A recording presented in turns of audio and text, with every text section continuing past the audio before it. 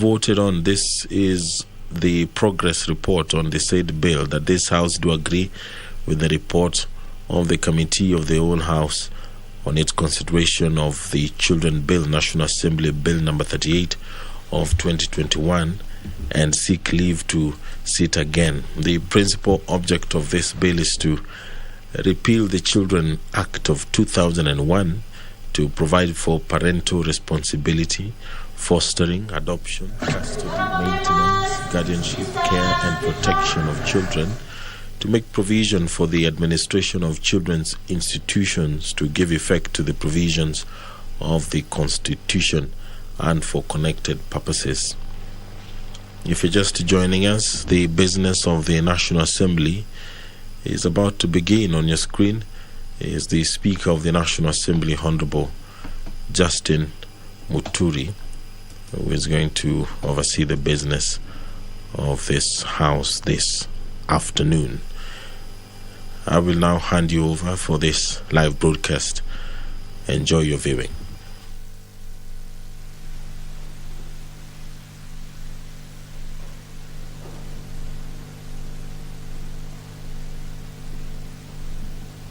Let us pray. Almighty God, who in your wisdom and goodness have appointed the office of leaders and parliaments for the welfare of society and the just government of the people, we beseech you to behold with your abundant favor us, your servants, whom have been pleased to call to the performance of important trusts in this republic. Let your blessings descend upon us here assembled, and grant that we treat and consider all matters that shall come under our deliberation in so just and faithful a manner as to promote your honor and glory, and to advance the peace, prosperity, and welfare of our country and of those whose interests we committed to our charge. Amen.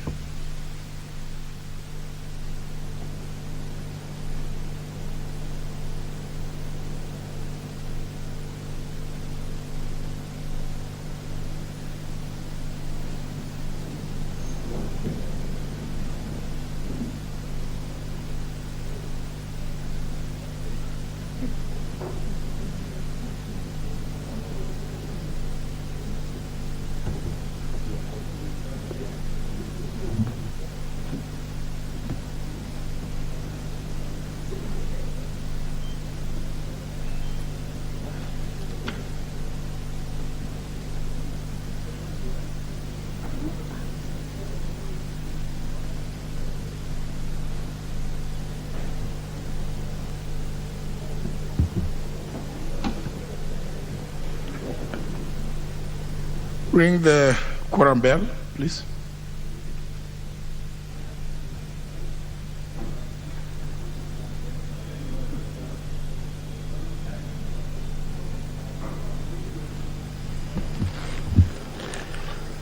The House lacks requisite quorum needed for the business to begin. That number is 50, and as things stand, there are not enough members in the chambers to allow the commencement of the business to be transacted in the House. We'll take a look at the order of business this afternoon, what is lined up for debate.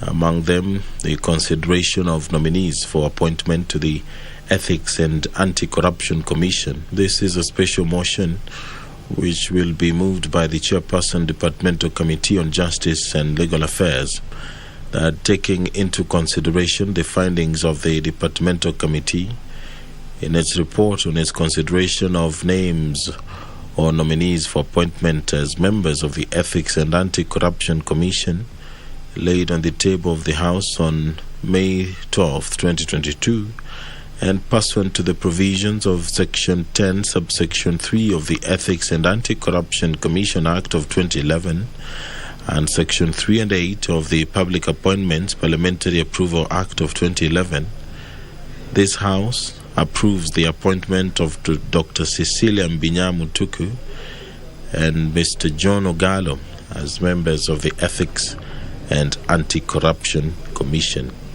Thereafter, the members will move to the Committee of the Whole House, where they will consider the Children Bill, National Assembly Bill number 38 of 2021, and the National Government Constituencies Development Fund Amendment Bill, National Assembly Bill number 4 of 2021. Also lined up for debate is a motion by the Chairperson, Committee on Implementation. The motion is on implementation status of the report on a petition on irregular renewal of leases of land by Del Monte Kenya Limited and eviction of workers from their land in Roysambu by KDF, that this House adopts the report of the Committee on Implementation on its consideration of the implementation status of the report of the Committee on land laid on the table of the House on Wednesday, December 22nd, 2021, on the following subjects. 1. Petition on irregular renewal of leases of land by Del Monte Kenya Limited and petition by former workers of the late Mayor Jacob Samuels regarding the invasion and eviction of the workers from their land in Roysambu constituency by the Kenya Defence Forces. Also lined up for debate is the Prompt Payment Bill, Senate Bills number 16 of 2021. This bill is lined up for debate for the second reading. The Chairperson, Committee on Member Services and Facilities, will move a motion on the establishment of a Parliamentary Health Services Unit, that this House adopts the report of the Select Committee on Member Services and Facilities on establishment of a Parliamentary Health Services Unit laid on the table of the House on Wednesday, August 11th, 2021. The Chairperson, Committee on Member Services and Facilities, will also move a motion on a study visit to the Legislative Assembly of Alberta, Canada. The Mung Beans Bill, Senate Bills number 9 of 2020, is also lined up for debate for the second reading, and so is the County Boundaries Bill, Senate Bills number 20 of 2021, which is also lined up for debate for the second reading. So this afternoon, the Children's Bill, National Assembly Bill number 38 of 2021, will be debated in the Committee of the Whole House. There are a number of proposed amendments which will be considered. There are quite a number of them. Some include new clauses and deleting of some clauses within the bill. This business will be coming after the members have dispensed with the report of the Committee of the Whole on the particular bill itself, as well as consideration of nominees for appointment to the Ethics and Anti-Corruption Commission, which comes at order number 9. At order number 10 will be the Committee of the Whole House, which will be considering the proposals to amend that bill. They will resume from clause 130. We are waiting for the quorum of the National Assembly to be achieved, and the members who are within the precincts of Parliament, they are being encouraged to walk into the chambers and take their seat and allow the business of the National Assembly to begin. The House has a couple of weeks to complete the business that it has before it, and that should happen before the House closes in readiness for the general election. The Children Bill, which the members will be debating in the Committee of the Whole House, contains a number of clauses. There are some clauses which speak about the safeguards for the rights and welfare of the child and there's enforcement of these rights. There are clauses which contain provisions relating to parental responsibility, extension of responsibility beyond the 18th birthday, and they also provide for regulations thereof. There are clauses which provide for the administration of children's services and contain general provisions relating to the National Council for Children's Services and the role of county governments in the administration of children's services. There are also clauses which contain financial provisions which include the funds of the National Council for Children's Services.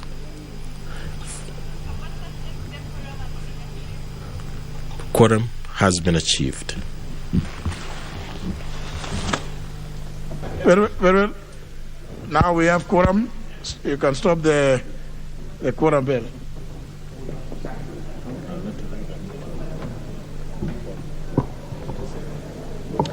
Order number 1, administration of oath. Order number 2, communication from the chair. Order number 3, messages. Order number 4, petitions. Order number 5, papers. Leader of majority. Honorable Speaker, I beg to lay the following papers on the table of the House today, Tuesday, May 17th, 2022. Number 1 is the legal notice number 31 of 2022 relating to the prevention of terrorism, implementation of the United Nations Security Council resolutions on suppression of terrorism, regulations 2022, and the experience memorandum from the Ministry of Interior and Coordination of National Government. And the second is the board report of the National Government Constituencies Development Fund on project proposals, approvals, disbursement status, and restrictions imposed on the constituency account for the period 1st of January 2022 to 31st of March 2022. The next is the quarterly economic and budgetary review for the third quarter for the financial year 2021 to 2022 from the National Treasury. And lastly, the report of the Auditor General and financial statements in respect of the Lesos Technical Training Institute for the year ended 30th of June 2018 and the certificate therein. Thank you, Honorable Speaker. Chairman, Departmental Committee on Administration and National Security. The Honorable Peter Mwangi Mwadi, or chairperson. Very well. The Chairman, Public Accounts Committee, the Honorable Opio Andai. Yes, thank you very much, Mr. Speaker. Mr. Speaker. Yes, 1 second. Mr. Speaker, I beg to lay the following paper on the table of the House. Today, Tuesday, May 17th, 2022. The report on the examination of the report of the Auditor General on the financial statements for the national government for the financial year 2018-2019, Volume 1 and 2. Very well. Next order.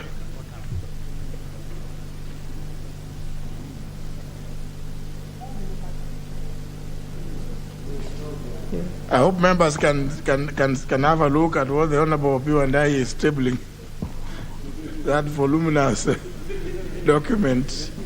Yes, that shows, and that is for the financial years 2018-2019.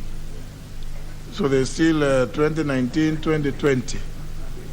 And I think 2020-2021, isn't it, Honorable Opio?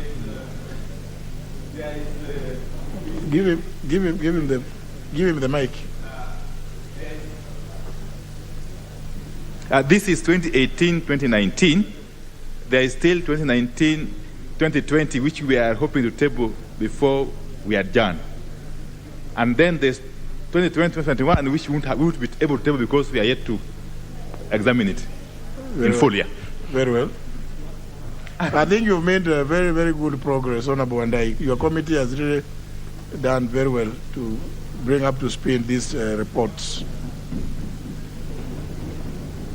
Next order. Order number 6, notices of motion. Honorable Opiwandai.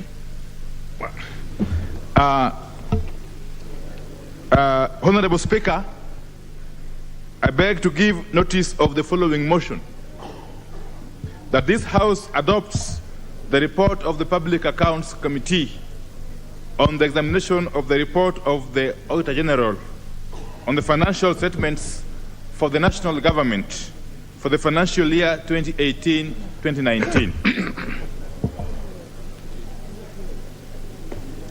Yes, thank you. Very well. Next. Order number 7, questions and statements. There are no requests for statements. It's only a question by the member for Yatta, the Honorable Charles Kilonzo. Thank you, Mr. Speaker. I wish to ask question number 121/2022 to the Cabinet Secretary for Tourism and Wildlife. Roman 1, could the Cabinet Secretary explain the rationale behind the merger of various state corporations under the Ministry of Tourism and Wildlife and indicate whether they are carried in accordance with legislation in place?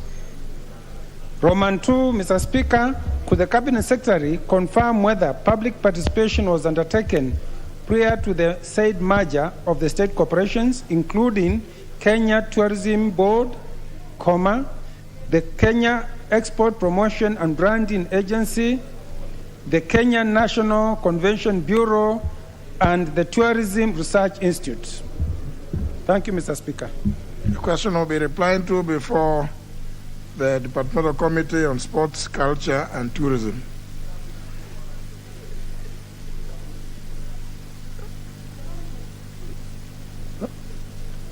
No, you are not being asked to answer the question now. Honorable Makau, you are not answering, or you have the answer. Thank you, Mr. Speaker. In regards to the question that Honorable Charles Kilonzo has asked, Mr. Speaker, the merger of those properties or assets came to a committee. Mr. Speaker, we summoned the CS Treasury, the CS Tourism, and Mr. Speaker, they never showed up at all to answer those questions. So it is still pending in the committee's business. And Mr. Speaker, as I stand here, I was trying to request to whether we can have your intelligence the same, so that we fast track the appearance of the CS Treasury and the CS Tourism. Because during that time, Mr. Speaker, is when there was some ulaboro up and down. Let them appear before you come your committee in response to the questions raised by the Honorable Kilonzo. Very well. The next question is by the member for Ruiru, the Honorable Simon Kingara, who has written to request that the question be deferred to tomorrow. His request was acceded to, and therefore that question is deferred. Member for Kilifi North, Owen Baya. Yes, Mr. Speaker, I rise on a point of order to ask you to give us a ruling whether the honorable member for Kisumu West, Senior Alago Oluoch, whether he is properly dressed in this house. He seems to be wearing some strange things which we do not understand. So please, is he properly dressed? Honorable Olago Oluoch, maybe he could be upstanding so that the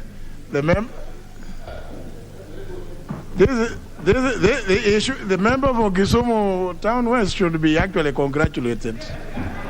Is donning his insignia for the chief of the birding spear. Yeah? I think it's something that he should be congratulated by the House. It is proper. And I think since he received it today, I think it's only fair that the member be allowed to wear it. Honorable Murugara, what? You are following up on that?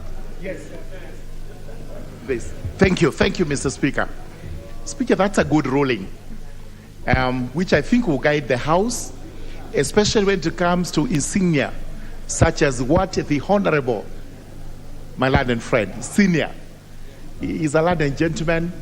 He's a ranking member. He's been here for many years. And I think it is worthy every moment of it that today he has been recognized and awarded that particular award of CBS. So on just myself as I stand, I say congratulations, senior. It's well deserved. You've been here long enough. You've also done a lot for this country. Thank you very much. Member for Community, you're also in the House, and I can see you want to weigh in also. Thank you, Mr. Speaker. It is Honorable.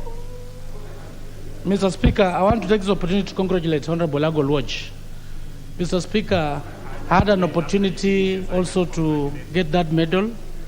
It is a very nice achievement, Mr. Speaker, and Honorable Lago Lodge has been a very serious legislature, Mr. Speaker. In fact, some of us who joined after him, we've learned so much from Honorable Lago Lodge. Many times when it comes to matters of debate, you'll find he's very objective. He's not somebody who is skewed maybe because of political affiliation or whatever the case. He's not. He's somebody that will encourage other members that can learn from. He's, despite the fact that he has an older age, but you find he's always committed on the floor of the House. He does not leave. So he's such a serious legislature. How I wish that the great people of his constituency can vote him back to continue enjoying the benefits, and they really want to thank you. Thank you, and God bless you. Member for Endabes. Thank you, Honorable Speaker. I think the Honorable Member was rising for us to notice Honorable Lago Lodge that he's been awarded CPS. And I want to take this opportunity to congratulate him. And I know that Honorable Lago Lodge, who is on MDG ticket in Kisumu West, will be re-elected into this House. So, Honorable Lago Lodge, congratulations for the award. And I think this House, Honorable Speaker, will be looking on merit and the contributions of members on this floor, because in the past we've seen members who have even never made a maiden speech in this House being awarded. So I think this is a good example and it should be emulated. Congratulations, Honorable Lago Lodge, and I wish you all the best. Member for Kapuchai. Thank you very much, Mr. Speaker. I also join my friends to congratulate Honorable Lago Lodge, Mr. Speaker, and also thank the President, Mr. Speaker, for choosing this very humble man. The man I've been watching on television when I've been at home, Mr. Speaker. And this man, Mr. Speaker, not only does he fare well here, this man chooses smaller parties, Mr. Speaker, which don't work well in this area, Mr. Speaker, and he wins on it, Mr. Speaker. So I congratulate Mr. Speaker. He doesn't come with the wind, Mr. Speaker.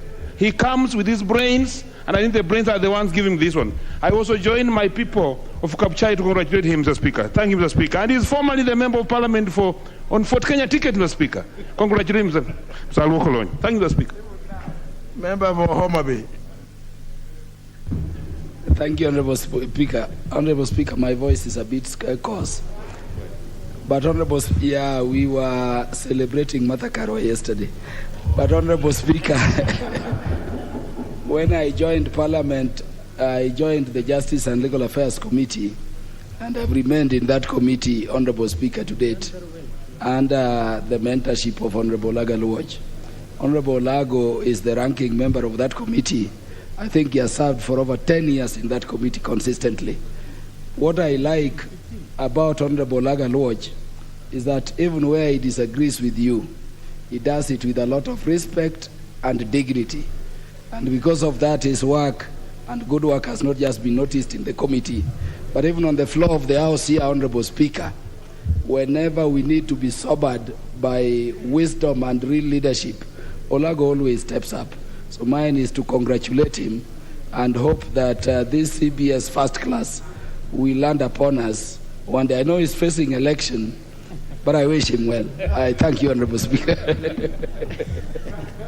Member for Igembe Central. Thank you, Mr. Speaker. Let me join my colleagues in congratulating our ranking member, Honorable Lago Lodge, for the commendation, and thank the head of state for recognizing this son of the soil. And When I joined this parliament, I met Olango Lodge, and to my observation, Mr. Speaker, I've seen Olango Lodge does not contribute to anything which he comes by. He researches well, and he has been very instrumental in this house in guiding us, especially where legal issues are concerned. He comes in to chip in a very complicated issue, and sometimes, Mr. Speaker, he comes handy even to assist you in making some rulings. Olango Lodge, congratulations, and I wish you all the best. Thank you. Now, I hope the member for Kilifi North is not intending to say something beyond that now. Now that I know Olango Lodge is properly dressed in the house, I also want to take this opportunity to congratulate him very sincerely. When I came to this house as a young member, I met this gentleman, and I think he's one of the people that I can describe as a very good friend who has helped me in many ways. Even when I'm indecisive about something, I think Olango has been there to say, yes, young man, move on. So I want to thank you and congratulate you, sir, for the greatness that you have achieved. Asante sana. Thank you very much, Mr. Speaker. Very well. As you all know, maybe many of you may need to keep looking at your constitution to see that Article 132, which defines the functions of the president, among them there is that function in clause 4, paragraph C, which is the conferment and award of awards and honors in the name of the Republic, is an exclusive function of the president. And therefore, it's in that recognition that the Honorable Olango Lodge finds himself donning those colors. Thank you. Next order. What do I do now? Order number 8, report of the Committee of the Whole House on the Children Bill, National Assembly Bill number 38 of 2021. Why don't you tell me to take it out? I have no way of communicating. Yes, or tell Sarah. You have what no, not Kimunya, somebody else, Osman, this pre-nomination bill. His bill is coming tomorrow from the committee. Maybe leave in the other to have it this one next year, I think. Yeah. 2024. Yeah. Who's going to do committee? Is he the one going to? Oh, we are not yet there. We are going to the EACC. The chairman. Thank you, Speaker. Honorable Speaker, I beg to report that the Committee of the Whole House consider the Children Bill, National Assembly Bill number 38 of 2021 up to clause 129 and approve the same with amendments and seeks leave to sit again. Mover. Honorable Speaker, I beg to move that the House do agree with the committee in the said report, and I also request the Honorable Jude Jomo to second the motion for agreement with the report of the Committee of the Whole House. Honorable Jude Jomo. Thank you, Mr. Speaker. I second. Member for Kitui South, could you take a seat?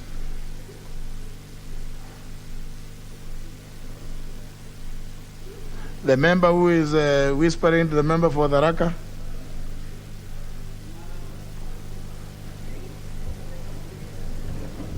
Very well, honourable members, I propose a question, which is that the House do agree with the committee in the said report.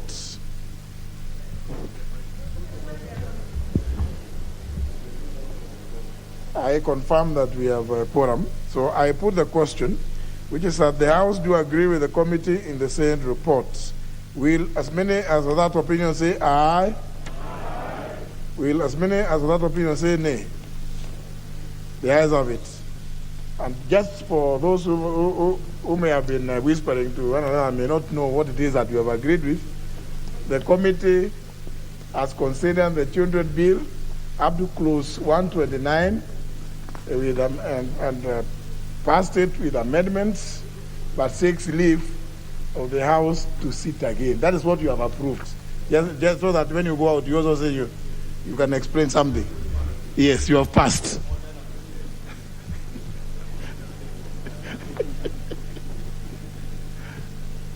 Proceed. Next order. Order number 9, special motion. Consideration of nominees for appointment to the Ethics and Anti-Corruption Commission. The chairperson, Departmental Committee on Justice and Legal Affairs, or a member thereof.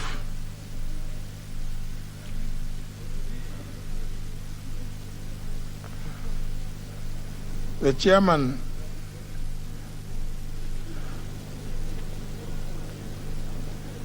Lindo majority, this is a fairly straightforward matter.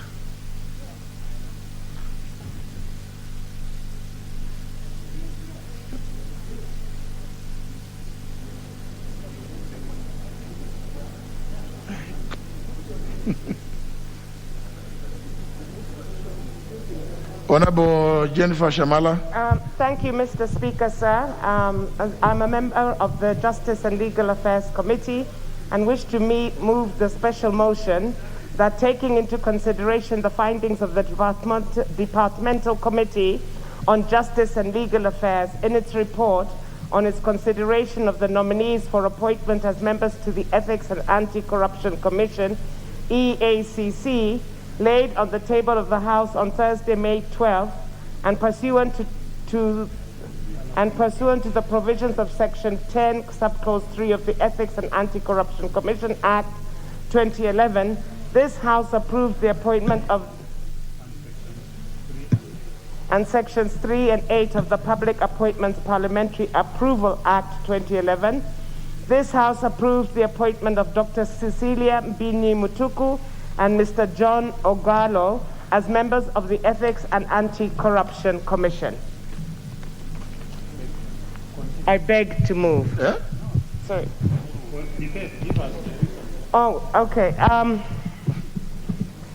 Honorable Speaker, these two nominees did appear before the Justice and Legal Affairs Committee. They were thoroughly vetted and also interviewed. The committee confirmed that indeed they do suit and meet the requirements of both the Ethics and Anti-Corruption Act and the Public Appointments Parliamentary Approval Act. They demonstrated wide experience in the fields that they practice in, and with those few remarks, I beg to move.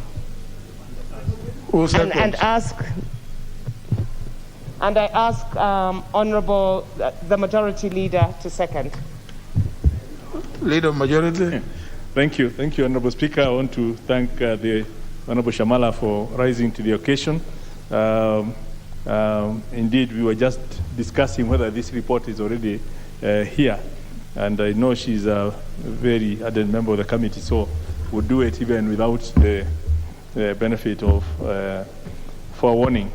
But Honorable Speaker, as members will be aware, we received the notification from His Excellency the President on these two Kenyans, Dr. Cecilia Mbini and John Ogalo, as candidates for appointment into the Ethics and Anti-Corruption Commission to replace the two who retired ahead of their time. And the committee, the names were then committed to the committee in accordance with our standing orders and within, in terms also, in accordance with the law. And indeed, the House was magnanimous to even extend the time for reporting back, because it was supposed to be reported back when we were on break. So the committee has obviously prepared a report. This report was tabled here on the 12th of May, and I'm sure members have had an occasion to look through it. And it's a straightforward report. If you avoid all the preliminaries and the issues to do with who qualifies to be, because that's all within the public domain, it's things that were done by this House. what the important thing is, looking through, the committee has indicated in its report that they were satisfied with the match between the qualifications of the nominees and the requirements of the Constitution, the requirements of the Act, and basically in terms of all the issues that were required. And most importantly, the procedure that was used in arriving at the nominees, from the filling of the vacancy, in terms of what was supposed to be done was done. In terms of the conformity with the gender rules, we notice we having a male and a female coming in, and if this House approves, basically then we will have 3 members already in place, which is Archbishop Elliot Wabukala, who is male, Colonel Alfred Mushimba, who is male, Dr. Monica Wanjiru Mwiru, who is female, and if these 2, Dr. Cecilia Mutuku and John Ogalo, are appointed, then the commission, out of the 5, will have 2 men and 3 women. No, 3 men and 2 women, which will satisfy the gender requirement. In terms of the regional and ethnic diversity, again, which is one of the issues that keeps on popping here, the committee does reports, has actually looked into that, and basically limits the number of commissioners to 5. So first of all, we know we can't have representation from all over Kenya, but the beauty of it is that the various people who are here represent diversity from having come from 5 different broad regions of Kenya, whereas we don't have 47, but the 5 are evenly spread over 5 diverse regions of Kenya. The issue, again, on age, the youth, have also been looked at, and the other issues is obviously determining the integrity, which again came pursuant to memoranda that was used in terms of were these people cleared by help that they don't owe amount that they should not be owing, and it was very clear that they have sorted out their issues with help. The EACC itself did confirm that the people are compliant, and they are not officials of any registered political party. So, Honorable Speaker, I believe we looking at 2 Kenyans who have been cleared, who have been vetted, and the committee's recommendations are very clearly spelled out that yes, they have no objection in making the recommendation to the House to approve the nomination of these 2. And I would ask that we agree with the committee. The EACC is an integral part of the realization of the aspirations of Chapter 6 of our Constitution. We know corruption is and integrity issues are the heart of derailing our development agenda. And I do hope when these 2 Kenyans join the commission, one of their responsibilities will be to give fresh energy into that organization, look back at what the organization was initially set up to do. In my own view, and I believe it was the view of so many people at the very beginning, this organization was supposed to be a catalyst, and not a body that will be there into perpetuity. It was supposed to catalyze the fight against corruption, so that when that is sorted, then people can go back to default that institutions, the normal institutions that are supposed to fight theft and all that for public, which is DCI and others, could do their job. But because of how badly we were doing, you now needed this catalyst organization to help people to behave, including to be ethical, which, again, is really not something we should be legislating, because that should be part of our bringing and our moral acceptance of moral values as a nation. Unfortunately, we don't have that, so we have to legislate and have people having to look at who is being ethical and who is not being ethical. And even as we are heading towards the elections and the coming up with new leaders, you see the current debate is on, whether we are actually living to our moral persuasion when we are actually bringing in people who, into power, whose backgrounds have always been challenged, and even some through the courts and through impeachments, but we still, saying they are eligible for office. So these are issues that perhaps we need to look at, and I hope when these people get into that office, they will not only just be looking at filling a position because it was vacant, but contributing to how Kenyans can be more ethical, how leaders can have more integrity, and really what new things need to be done innovatively, so that we can realize the dreams that people had, that by putting some of those requirements within Chapter 6, it wasn't just for purposes of vetting of officers, but it was actually for people to live in accordance with those aspirations of the principles that are captured within Chapter 6, so that as we aspire to make a great republic, then we know that the foundation of that great republic will be leaders who have integrity.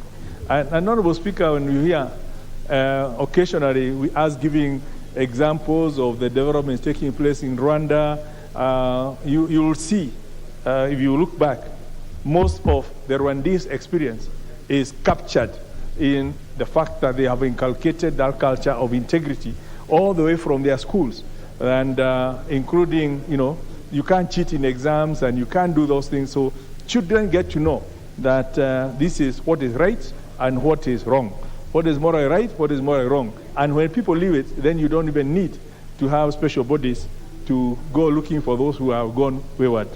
And we can give examples of several other countries that have gone through that route, because people believe that there's something that is moral and there's something that is obviously not acceptable. So, Honorable Speaker, I could go on, and I can see even the chair is also here.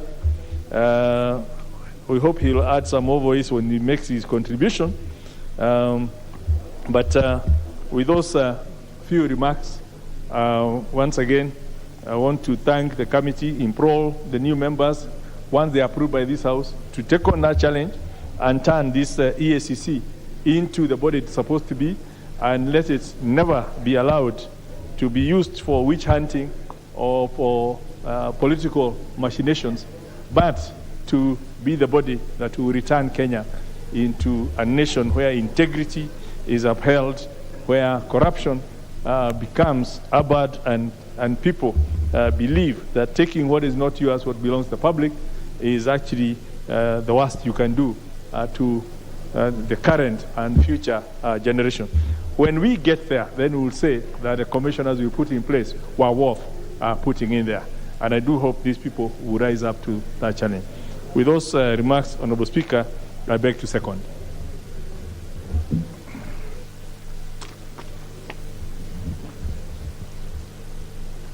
Honour members, I propose the question, which is that taking into consideration the findings of the Departmental Committee on Justice and Legal Affairs in its report on its consideration of the nominees for appointment as members of the Ethics and Anti-Corruption Commission, in brackets EACC, laid on the table of the House on Thursday, May 12, 2022, and pursuant to provisions of Section 10, subsection 3 of the Ethics and Anti-Corruption Commission Act of 2011 and Sections 3 and 8 of the Public Appointments Parliamentary Approval Act of 2011, this House approves the appointment of Dr. Cecilia Binya Mutuko and Mr. John Ogalo as members of the Ethics and Anti-Corruption Commission.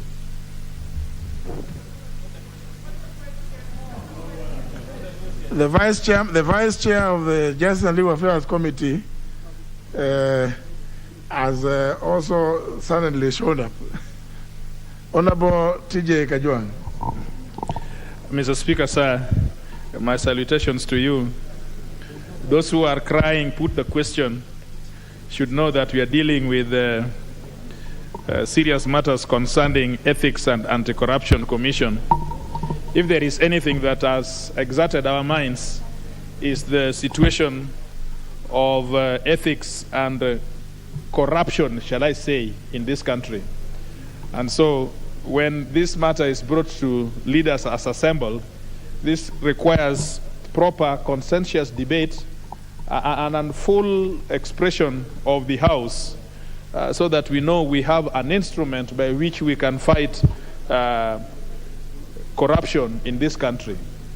And so bear with us, those members who would want to go to the next order, so that we examine this matter properly and that we put it where it rests. Mr. Speaker, sir, I want to support the motion for consideration of these two Kenyans. You see, we have to set the law and the jurisdiction of this House in approval hearings. I heard somewhere nominees are complaining, some of them do complain, that we ask some embarrassing questions to nominees when they come before us. Some was asked one day, a nominee was asked whether she or he goes to funerals and whether she or he contributes in those funerals. I want to tell them that that is a very legitimate concern of the country and of the leaders assembled, because we want to know their community network, how they are able to push community interests when they are given public jobs. So we are not just a conveyor belt that because you have a degree or because you profess this or that, so you think you are good for the job you have. We, as representatives of the people, there is something in Article 94 and 95, which says that we are here to represent the interest of the concerns of our people. Now, what is concern? Concern includes how much you donate, even how much you donate when you go to a funeral, or how many people you have taken to school, or how much it is you are supporting issues to do with philanthropy. So when you hear some of us asking those questions, it is not because we want to, but our people of Ruaraka are asking us to ask those questions. But specifically, these nominees have been put to a lot of scrutiny by the bodies that did the interviews. Us is now to approve, looking at their general governance, if they are able to suitability under Section 7 of the Act. One of the things that you may want to note, Mr. Speaker, is that the EACC as constituted right now, there is one man and one woman. And so if appointed, the Commission will have 2 women and 3 men. This is in fulfillment of Article 27(8) of the Constitution, which talks about this big problem we have in our Constitution called 2/3, that almost sent us home, and by grace of God, we are still in this House. So this thing called 2/3 is a principle that we still must we must see that is implemented. The other thing is that you see, the Commission must now move to be seen as the driver of that thing called Anti-Ethics Commission, because according to the Constitution, it is the chairperson and the commissioners. The Secretariat is just the body that helps this thing to move.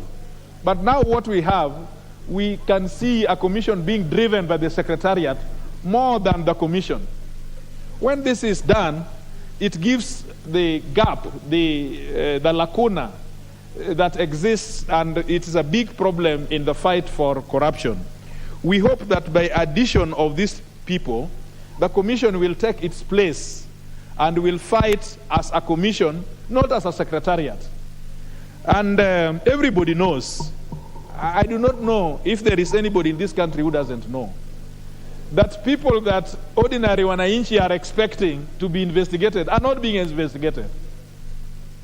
We are finishing the first 10 years of devolution in this country.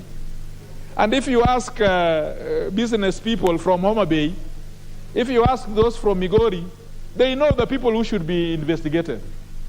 So you just wonder how it is it so difficult to get investigations underway that people who bear great responsibility, political and governance responsibility, are not investigated for things which are very clear or apparently clear in the face of the common people.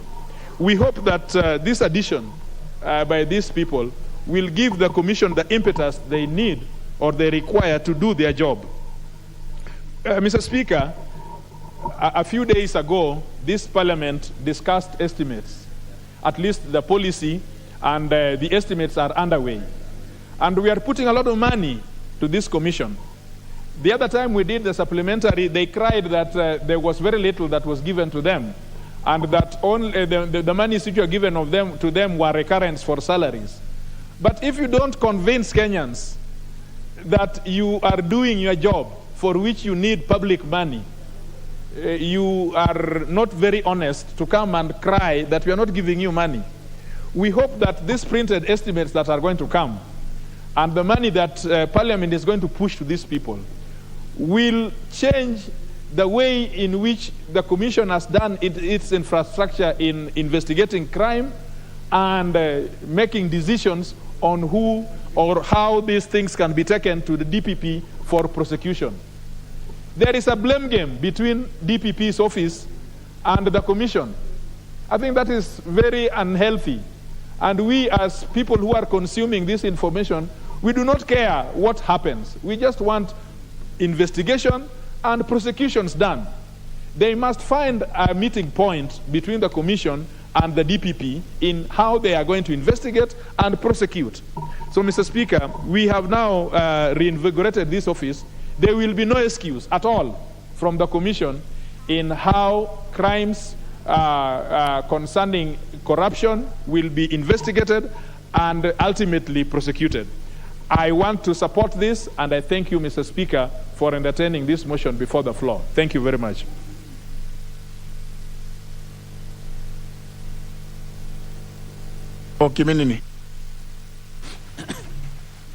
Thank you, Mr. Speaker, for this opportunity. Mr. Speaker, I want to thank the Justice and Legal Affairs Committee. They've done good work. I've quickly gone through this report, Mr. Speaker, and I've realized there are some critical issues that they managed to bring it out, Mr. Speaker. First, I want to speak about these candidates as per the report.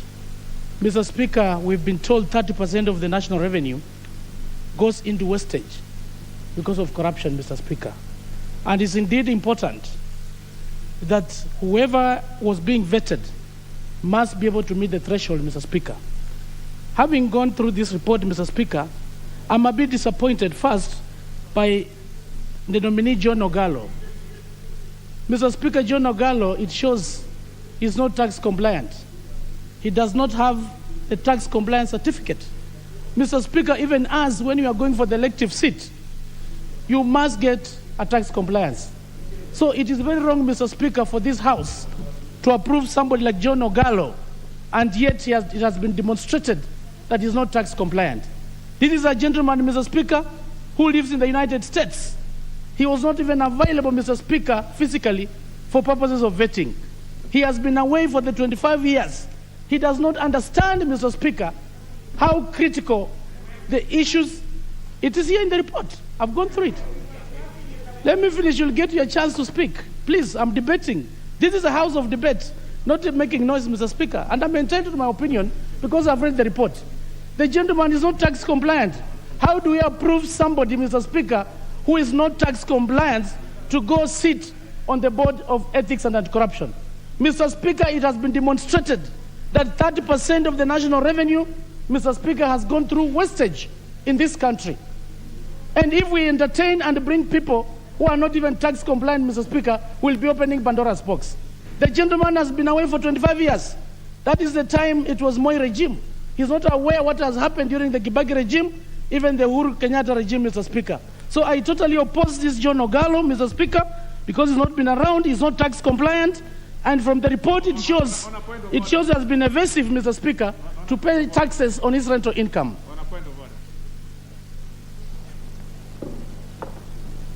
The intervention button. Yeah. Mr. Speaker, I don't want to interfere with the member from doing what he must and to press his point. But just on the issue of tax, I just want to ask the member to go through his report properly, and he will see the annexures. And there is a page there from Kenya Revenue Authority, which shows that the person is tax compliant. Let him just go through his report slowly. To the end of that report in the annexures, he will see a report from the KRA. And the rest is his opinion. He is free to debate. Thank you, Mr. Speaker. Very well. Thank you, Mr. Speaker. Mr. Speaker, I've gone to school properly. And on this report, when you look at page 24, Roman 1, it's clearly showing that the Kenya Revenue Authority, via letter dated 19th April 2022, submitted that the nominee was not tax compliant. It is very clear, it is simple English. And I know I've gone to school properly. I'm going as per the report. That is page 24, Roman number 1, as we move on, Mr. Speaker. Yeah, there's annexures. I'll come to that, but I'm looking at the report. This is what is here. You are the chair of the committee. This is what you have submitted, Mr. Speaker. That's why I'm saying I'm a good student. So I'm really going through your own submissions. And Mr. Speaker, the gentleman has been away also for the 25 years. We get concerned. Every Kenyan must be given an opportunity, yes. A gentleman who has been away for 25 years, as a matter of fact, he did not even find time, Mr. Speaker, to come and attend the interview or the vetting.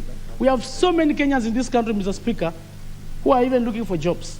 People who are tax compliant, Mr. Speaker, and people of integrity who can do this job, as opposed to going to fish somebody from Washington or wherever he is, who is not even tax compliant.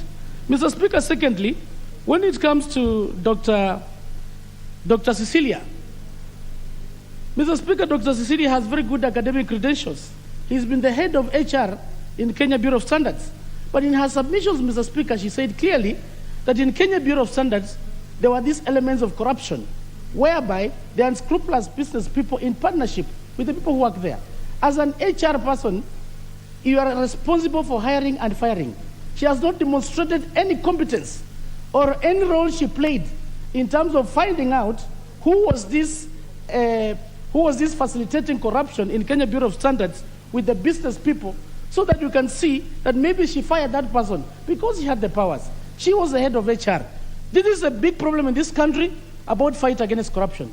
But I'm not convinced, Mr. Speaker, that the two nominees have what it takes to fight corruption against this country. I'm humbly requesting this House, Mr. Speaker, if we really want to continue the fight against corruption, to reject these two people, these two nominees, Mr. Speaker, so that we can get qualified Kenyans, Mr. Speaker, who can be able to do this work for purposes of helping this country to fight against corruption. Thank you, Mr. Speaker, and I oppose. Member for Kilifi North. Mr. Speaker, in line with our standing orders, I would like to raise the quorum issue. This House does not have quorum, and I think we should not continue with this debate. I thank you, Mr. Speaker. Well, just check, Sergeant at Arms, check for me.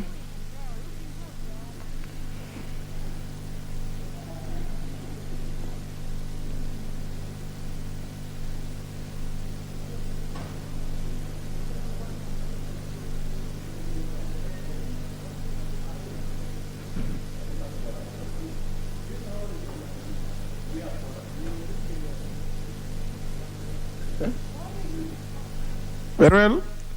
It is true there is no quorum. Can you ring the quorum bell?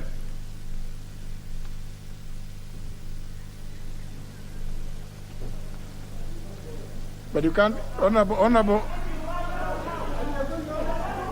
and Baya.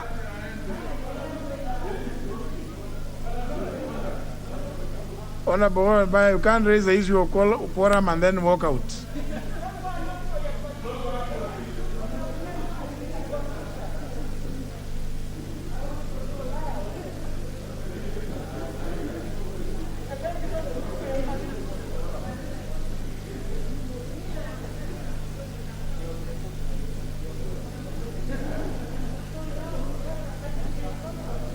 Remember, honourable members, the rules are that it's only the whips who are allowed to go out, to go at the whip.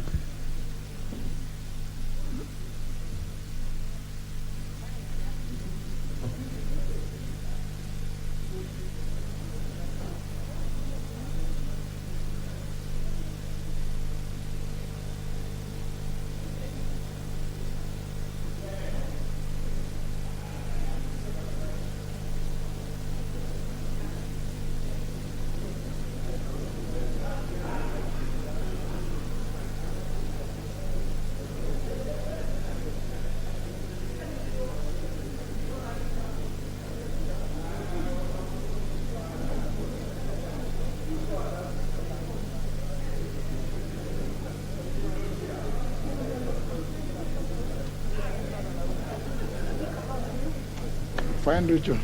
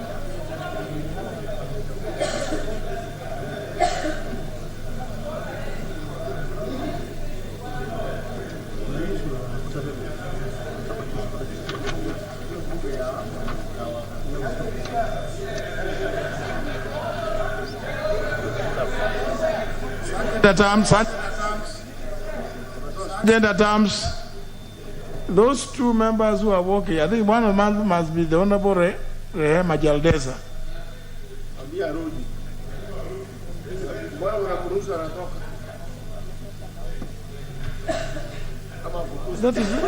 That is never done that way, I think. We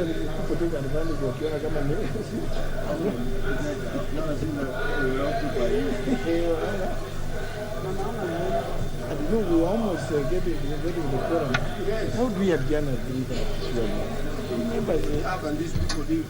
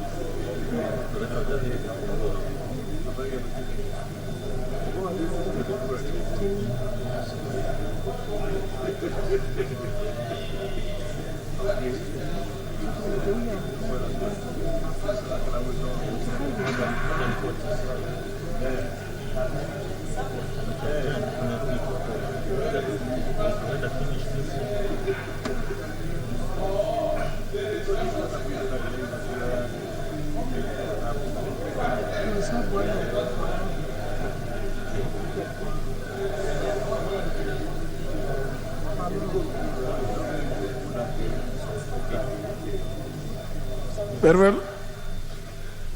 Very well. Now we commence. Resume. Who was on the floor? Nobody? I give the floor to the Honorable Oundo. Thank you, Honorable Speaker, for this opportunity to contribute to this motion.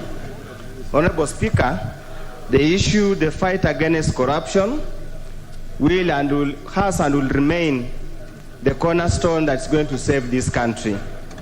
This country has innumerable resources, but we have been unable to take off, so to speak, because of ethics and corruption issues.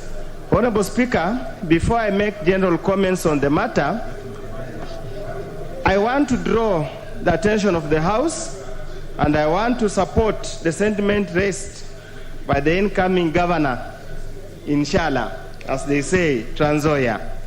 Honorable Speaker, in the report, it's very clear in respect of the nominee, Mr. John Ogallo. When you read page 20 of the report, it clearly says, KRA confirmed via the letter number dated 19th April 2022, that John Ogallo was non-compliant as 19th April 2022.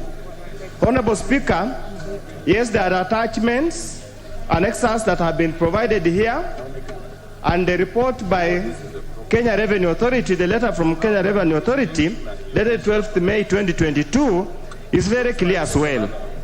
That we confirm that John Ogallo, of ID number that and KRA PIN that has settled the tax arrears in relation to monthly rental income by making payment of 108,500 by way of RTGS, dated 11th May, and applied for a payment plan, dated that, to clear the balance of 302.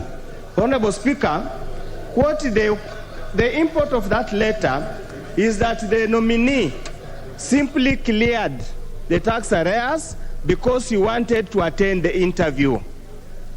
Honorable Speaker, he had no intentions at all in his life to pay taxes, yet he received income in form of rental income. He misfiled deliberately, so to speak, and undeclared the income that was due to the country. Honorable Speaker, indeed this brings an integrity issue.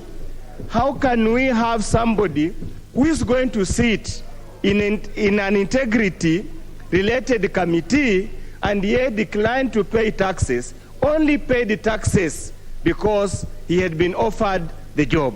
In any sense, Honorable Speaker, it beats the logic. We are talking about Ethics and Corruption Committee, and yet again the nominee we are proposing to nominate to sit in the committee has integrity issues. Failure to pay taxes, Honorable Speaker, might not be corruption, but it's an integrity issue. How, Honorable Speaker? It means just, common sense. How do we proceed, Honorable Speaker, in light of this arrangement? Honorable Speaker, we would then become a laughing stock. How can you send somebody who has got integrity issues to preside over integrity issues? Honorable Speaker, if the standing order allows, if the law allows, probably could isolate and drop the name of Ogalo and proceed with the name of the other nominee. Secondly, Honorable Speaker, this gentleman was never lived in Kenya, who did not even have the courtesy of traveling back to Kenya to attend the committee meeting, attended by virtually. So, Honorable Speaker, we are creating another case like we have visited West Pokot, where the deputy governor has lived in the U.S. all throughout 5 years, earning public funds, not working for the people of Kenya. Honorable Speaker, it has nothing to do with whether politics or not, but here these are core issues in respect of this matter. Honorable Speaker, the gentleman says he will come in May, 22nd May, to return to Kenya. That's only if he is assured the job will be given. Is he Kenyan enough? Honestly speaking, Honorable Speaker, is he Kenyan enough? Having been away for far too long, the only thing he knows about Kenya is through theory, reading literature, but doesn't have the hard facts about Kenya, does not even understand Kenya. If you live away for 20 years and so, surely, Honorable Speaker, you cannot purport to be able to understand the issues of integrity and everything. Honorable Speaker, this is not a good nominee. He's not a suitable nominee for the position that is being tabled here, Honorable Speaker. We must find a way, a mechanism, how we can isolate and drop that name so that whoever the appointing authority goes back and does further details, further research, and get us a person qualified enough, competent enough, and who understands the fight at hand so that that nominee can be allowed to go through. Second, Honorable Speaker, the other nominee, Cecil, again, Honorable Speaker, has got an impressive CV, but the blot is that when she was at KBC, she did nothing to solve integrity issues at KBC. But probably it could be a system problem. We can excuse her for that matter. But for this Ogalo guy, Honorable Speaker, I urge my members of this House and I urge members of the public that indeed this is a wrong nominee for that particular post. Honorable Speaker, the fight against corruption must be intensified.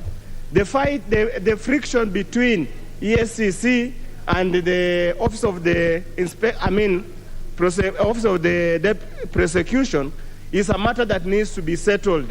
And I hope the JLAC will find a way in the next parliament to solve that animosity, whereby the ESCC investigates, submits files, and if the Director of Public Prosecution does not prosecute for obvious reasons where here and there. Honorable Speaker, because of that, you find people who are so corrupt, people who have got integrity issues, are being cleared to have to hold public offices. They are going to come and sit here in this House, and obviously, Honorable Speaker, they will be the forefront to curtail or even slow down the fight against corruption. And that's why it is important, Honorable Speaker, that as a country, we must integrate integrity issues in our training system, in our education system, and it must be a value amongst the children, amongst the people of Kenya. We purport to be Christians. We purport to profess the Muslim faith. Yet it is very clear what is wrong and what is right. It beats the essence. Why do we wake up in the morning carrying the Bible, sitting solemnly in church, and then behind when we go back home or after church, we go and commit crimes? We steal public funds. We just simply do things that does not add up. Honorable Speaker, it's a matter that we need to address as a society. You go to many places, Honorable Speaker. The other day, Cutters of Parliament, I was in Singapore. Honorable Speaker, in Singapore, they have very few policemen. They don't have anti-corruption authority, simply because the culture of good manners, the culture of moral values has been calculated in the people to an extent that they do not need to be policed. But give a typical Kenyan, he's in a hurry, he's in a rush to make money. And that's why when the devolution came, the bat around town that we devolved corruption into the villages and everywhere. Wherever you go nowadays, Honorable Speaker, you see village billionaires, you see village millionaires, so that now you find people, young people, no longer do not want to work, do not want to study. They simply know all you need to do to become an entrepreneur and you will make money. And that's why many of them, Honorable Speaker, are unable. They believe that you just sit there, things will draw from manna. Yes, that's why what's your point of order? Yes. Is a point of order? Yes. Thank you, Mr. Speaker. Mr. Speaker, it is not my wish to interrupt Honorable Dr. Undo, but because he is repeating something that was already said and repeating it with authority, we need your guidance, Mr. Speaker. When one states as a matter of fact that a nominee is not tax compliant, it should be consistent with the documents. I have here Annexure 9, which bears a letter from KRA in respect of Mr. John Ogallo, dated 12th May 2022. And the ultimate paragraph says, therefore, we wish to advise the Committee on Justice and Legal Affairs that Mr. John Ogallo is now tax compliant, pending the determination of the private ruling. Mr. Speaker, this letter says, and is a subsequent document, that Mr. Ogallo is tax compliant. When a member then submits his views and states as a matter of fact that he is not tax compliant, and yet he's been certified by the body that should certify, is that in order? Thank you, Mr. Speaker. Honorable Undo. Honorable Speaker, the nominees, the names of the nominees were presented in this House on 12th April. I suppose I think committed to the committee on 12th April. The nominee got tax compliance on 19th or 12th May. 1 month or several months later, after applying for the job, the question we are asking, how do you fail to pay taxes and it becomes an integrity issue? You rush to go get compliance certificate, you pay even half, a quarter of the amount due, and then you claim to go sit on integrity committee. Honorable Speaker, morals, it has nothing to do with the law. Well, I had you another 1 minute, which was taken by the... Yeah, Honorable Speaker, it's a moral issue. It's an integrity issue. You refuse to pay taxes, you come to apply to become Speaker, hopefully next Parliament, and then when we say you don't comply, you are not pay taxes, you rush in the morning to go get tax compliance certificate, but because there's tyrant of numbers, in the afternoon we vote for you as Speaker. What kind of message are you sending to the people of Kenya? What message are you sending to the children? What are you saying, Honorable Speaker? Let's be serious with life once. Let Parliament be serious for once with this matter of integrity. Thank you, Honorable Speaker. But you gave the example of myself, Honorable Undo. That I rush and obtain and come and get tyranny of numbers too. anyhow, you have your point of view, and the Honorable TJ Kajuang and Honorable Otiende have their own interpretations of the documents. I think let's just allow everybody to make their contribution. Honorable, sorry, who was next now? Majibo Kalasinga. Thank you very much, Mr. Speaker. Mr. Speaker, we must reject these names in totality. Why we must, Mr. Speaker? I was even looking at Dr. Cecil, Mr. Speaker. This is a lady, Mr. Speaker, who was the head of HR, Mr. Speaker, in KEPS, Mr. Speaker. While she was a HR in KEPS, Mr. Speaker, there were ills, there were issues about how Kenyans were fed on wrong water, Mr. Speaker.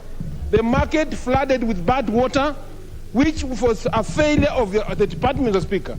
And she never had anything. She never fired, Mr. Speaker. If, Mr. Speaker, we can have leaders who can feed on Kenyans wrong water, Mr. Speaker, on the market, we are giving contaminated water, Mr. Speaker. And she's watching, Mr. Speaker. She takes no issues. Nobody was sacked, Mr. Speaker. Even no report has been written about that. He is the same person, Mr. Speaker, who wants to come and oversight and make Kenya good. Mr. Speaker, if you are feeding us on that water, what makes you not feed us on that information when you get in this office, Mr. Speaker? So, Mr. Speaker, by all this information, Mr. Speaker, we want to, at least for once, Mr. Speaker, this House must, Mr. Speaker, let it be used. Let it be used, Mr. Speaker, to bring sanity in Kenya. Our sons and our daughters are watching us, Mr. Speaker. They are watching how we make leaders in this country. If we pick from wrong departments, from wrong corruption, Mr. Speaker, they will also want to go the same way, so that they come up in the future. So, should we want to have a better Kenya, we must pick leaders from the right departments. Kenya, Mr. Speaker, Kenya is not short of clean people. Kenya is not short of right people. Kenya is not short of people who have not done bad things, Mr. Speaker. So if I go back and check from this document, Mr. Speaker, one who fed Kenyans with wrong water, she's the one who wants to become to oversight. Mr. Speaker, I totally disagree, and let us reject these two names in totality, Mr. Speaker. Thank you, Mr. Speaker. Member for Igembe Central. Thank you, Mr. Speaker, for giving me this opportunity to contribute to this report. Mr. Speaker, from the onset, Mr. Speaker, I reject this report, Mr. Speaker. Mr. Speaker, without much ado, Mr. Speaker, we should not be dwelling too much on this issue, Mr. Speaker. If it has been proven that this John Ogalo was not a tax compliant before he was being made aware that he is going to be appointed for this position, if at all he didn't get that opportunity to get appointed, then he could have not paid his taxes. So he decided to pay his taxes so that he can qualify. But if it's a matter of integrity, why was he not paying his taxes regularly? And if he was not paying his taxes regularly, Mr. Speaker, I personally concluded that he should be disqualified from this position. Mr. Speaker, when he was doing his interview, he did his interview visually. Mr. Speaker, an interview of this matter, of this magnitude, where you are going to be a commissioner in the Ethics and Anti-Corruption Commission, Mr. Speaker, you must be there in person. Your personal presence is very important, so that at least you could face the panelists. Mr. Speaker, even when you go for other interviews, even in TSC or any other one, there are even marks which are awarded for your physical appearance there. How are you dressed? Your mannerisms and the way you respond to others. But when you do an interview of this magnitude, 9,000 kilometers away, 12,000 kilometers away, and then you are said to be compliant, Mr. Speaker, I oppose.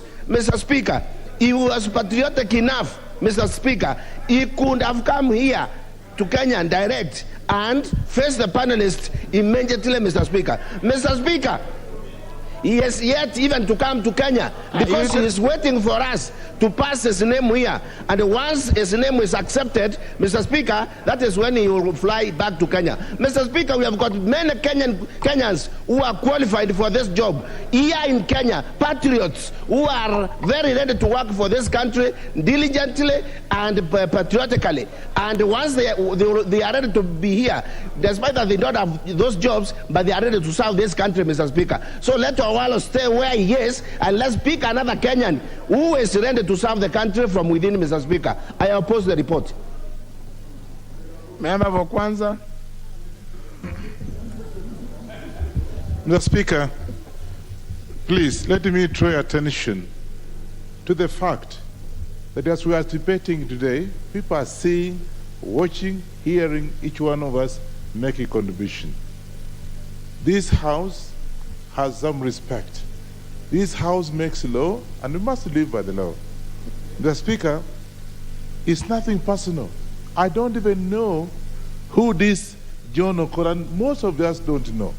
But the fact that there's an integrity question on him, Mr. Speaker, I ask this House, as the previous speaker said, we have so many Kenyans who are qualified. Let's get somebody else, let's suspend this, and look for somebody else, or at least re-advertise, get people who can be able to take up the job. Because, Mr. Speaker, it's not fair for us to pass somebody with that kind of question mark. And by the way, going to anti-corruption. Mr. Speaker, I think it's only fair that I don't know this gentleman, none of us know him, and there's nothing, it's not even, the name doesn't say anything. All we are saying is that he does not qualify. Simple as that. We can't go back and go forth, and this, I don't even see, I want us to agree, suspend this particular application. It's not the end of the world. Then just reject it, then it goes re-advertise. We'll have many Kenyans who have gone to school. I've been in America. There are those in America who don't even know anything about Kenya. I can tell you, I've been in America 3-4 times. I even did my training in Rochester because I became the regional sales and marketing manager for Kodak. And I was there. You meet Kenyans who have no idea about Kenya. And then you bring me here on anti-corruption? Surely, 25 years back, no, we have many other Kenyans that can be able to do that job.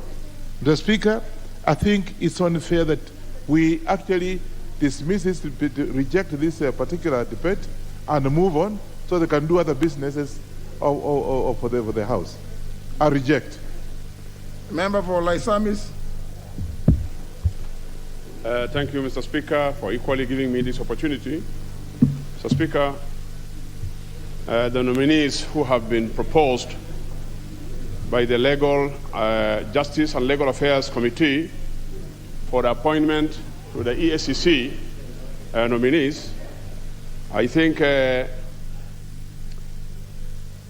regard to the information I've also gathered is that Mr. Dr. Cecily Mbinya Mutuku and Mr. John Ogalo did the interview through virtual communication. And therefore, Mr. Speaker, this country, I've come across where we have members of the armed forces, very senior officers actually, to the rank of major generals, who have retired, some still in their very young age, and very vibrant, very useful to the growth and prosperity of this country.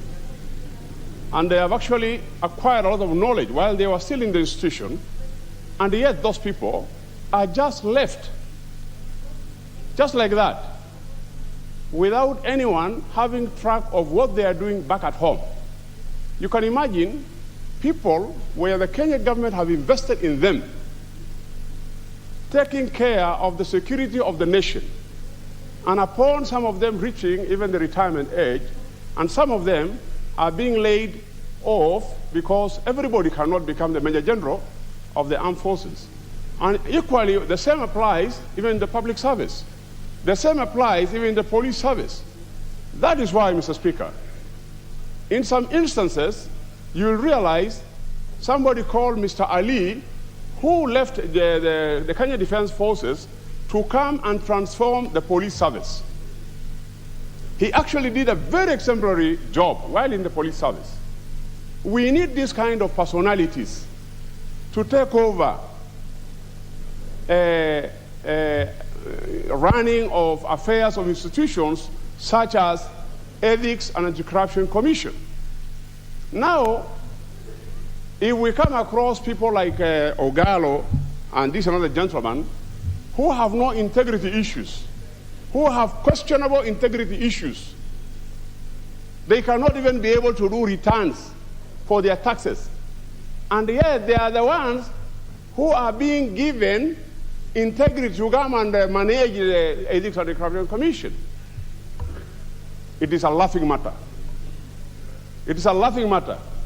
Actually, such kind of candidates, by the way, this Ogalo, I'm trying to assume that is the same gentleman who was being chased away from the Kenya Prison Service as a commissioner. If that is the case, we are trying to recycle the same kind of people. Mr. Speaker, for those few remarks, I think it is good we try to bring on board some of the people who have integrity issues for this kind of appointments.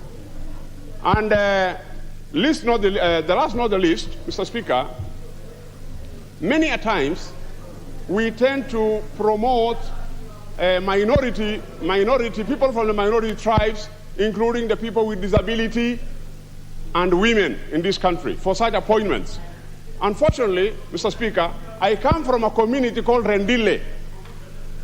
Rendile are one of the very minority tribes in Kenya. Unfortunately, every single appointment from the time I got elected into this parliament, I have never come across one single Rendile who is being appointed for this kind of positions. Are we not equal to other Kenyans? Does it mean Rendiles don't have an equal opportunity like other Kenyans? Does it mean? What is the problem? So why do we have that clause in the Constitution where the Constitution says that minority have also their say?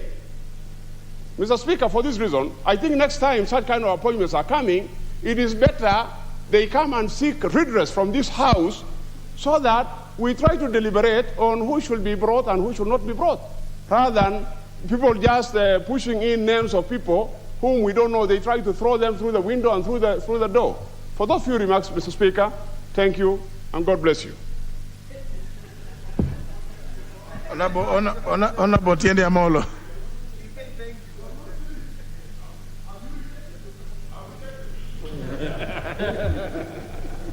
Thank you, Mr. Speaker. Mr. Speaker, this is an august House, and these proceedings are on record. And there are certain things that we say we should be careful about, especially when we say things of people who cannot defend themselves on the floor of this House. The first point to note, Mr. Speaker, and the report is clear, page 18, that when objections were invited, page 21, in respect of these two nominees, not a single person, or including all the members now speaking so eloquently on this House, appeared to raise an issue. When you don't raise an issue against someone in the only committee where he can defend themselves, then you can't come here and lecture us at length about the various objections that you have, because they cannot come here. The rules of natural justice require that everyone must have the right of rebuttal. When you deny them that right, then you come and raise it in the floor of this House when you know they cannot come here. That is not fair. Secondly, members must be cognizant of our own rules and of your many rulings, Mr. Speaker. You cannot stand and say that there are two nominees. I suggest you reject this one and you approve the other one. It has always been very clear. You either reject all or accept all. And when you stand here, Mr. Speaker, could the hecklers behind here please allow me? I did not say anything. Yes. When you are making the point, I did not speak. You cannot come here, Mr. Speaker, on such a fundamental matter, and then you come and say that you think that the former commissioner of prisons is the same person. Seriously? Thank you, Mr. Speaker. What is your point of order? Point of order is Honorable Otienda Molo, whom I respect very much, Mr. Speaker, in order to refer to other honorable members that they are hecklers. This is a house of debate, and everybody is entitled on his opinion, Mr. Speaker. No. Mr. Speaker, this is a house of debate. You are right. It's not in order to refer to other honourable members at hecklers. Honourable Otiende Amolo. That is true, Mr. Speaker. But, Mr. Speaker, I want you to give me the proper word to describe members who speak without being given the opportunity to speak by the Speaker. What should that word be? Then I will be happy to replace it as may be appropriate. Mr. Speaker, the second point I want to make is that, when you use certain words, like a person lacking integrity, this is fundamental, Mr. Speaker. In this bundle, we have a letter from the Ethics and Anti-Corruption Commission. A letter that is dated, the letter is actually dated, where's the date? 24th April, which clearly states that as far as the Ethics and Anti-Corruption Commission is concerned, they have no integrity issues with these two nominees. Who are you to come here on the floor of Parliament and find that a person has integrity issues when that body that is concerned with it does not? More importantly, Mr. Speaker, I had just drawn attention to the letter from the KRA of 12th May 2022. It is important to note, one, that in terms of the Act, the clearance from KRA is not a legal requirement. It is a procedural requirement that is imposed by the committee. So you cannot use such a procedural requirement as an impediment to approval. But also, it is important to know that there is nowhere in that procedural requirement that says that you must get that clearance before or at the time of approval or of applying. It is sufficient that at the time of consideration by the committee, they are satisfied that you have been cleared. And that is what happened here. But also, Mr. Speaker, members have not taken time to even read that letter. If you look at the reports, you will see that the question of tax compliance on page 24 is an issue that arose when the nominee of his own volition approached the KRA, of his own volition. That's when the KRA said that there are some rental incomes which he had earned abroad, which in their view are taxable. How can that be an integrity issue? Now, when you earn, Now, honour members, now points of argument. If those are points of argument, it's not point of order, please. You have read. Each of you has read those letters. The letter being referred to, you interpret it as you wish. Thank you. Then finally, you make a decision. Absolutely. So please allow him to also advance his position. So, Mr. Speaker, the question is a question of rental income earned abroad. For any Kenyan who's living abroad or who has lived abroad knows that these tax regimes can be very complex. There is income you can earn abroad and it's not payable, you don't have to pay tax. But there is income in respect of which you are obligated to pay tax. When KRA then determined that this particular Kenyan needed to pay tax, he has proceeded to comply. How can that be an integrity issue? Mr. Speaker, number 4, members are taking issue with the question of virtual appearance. Our own standing orders allows virtual appearance. Mr. Speaker, even until as recently as I think a month or two ago, we were debating, including the Senate, virtually. How can you then fault a Kenyan who cannot travel because of COVID restrictions and chooses to appear within the rules of our own standing orders? You cannot hold them against that. Mr. Speaker, members are saying you cannot give a Kenyan who's been away a job. Our constitution allows Kenyans to even have, dual citizenship. You cannot discriminate against a Kenyan because they live somewhere else. In fact, this Kenyan is shown to have worked for many years at the World Bank on the Department of Governance. What better person do you need to fight corruption than this person? We know that in this country, we have brought Kenyans who have been abroad, including the former Auditor General, who had been abroad for almost 20 years. But when he came back, he put proper systems of audit, and we all agreed that Auditor General Ouko did a good job. Mr. Speaker, I think that we should be very careful. Clearly, the composition of the ESCC, once we accept these two, will actually meet the regional and ethnic balance. I am not quite sure why my honorable brothers from the Western Circuit are having an issue with this particular nominee. But I also come from Western Circuit. I had said I need the proper word. When already the chair of the commission is from that circuit. We need other people from Makueni, as they are here. We need other people from Migori. You do not just oppose for the sake of opposing. Last, Mr. Speaker, I have seen that there's a question here on page 23, when this particular nominee was asked his views on electing people with integrity question, and his response was clearly that he does not support anybody to be elected for any office if they are facing charges. I think, Mr. Speaker, there's a soft resistance to constituting and enabling the Ethics and Anti-Corruption Commission. People who do not like the word integrity to appear anywhere, who do not want the commission to work, want to kill the commission through the back door. Because the commissioners are only 3 right now. If one was unable to come, there is no commission. Who will benefit when there is no anti-corruption commission? Mr. Speaker, we must approve these nominees, we must empower the Ethics and Anti-Corruption Commission, and we must move on. Thank you, Mr. Speaker.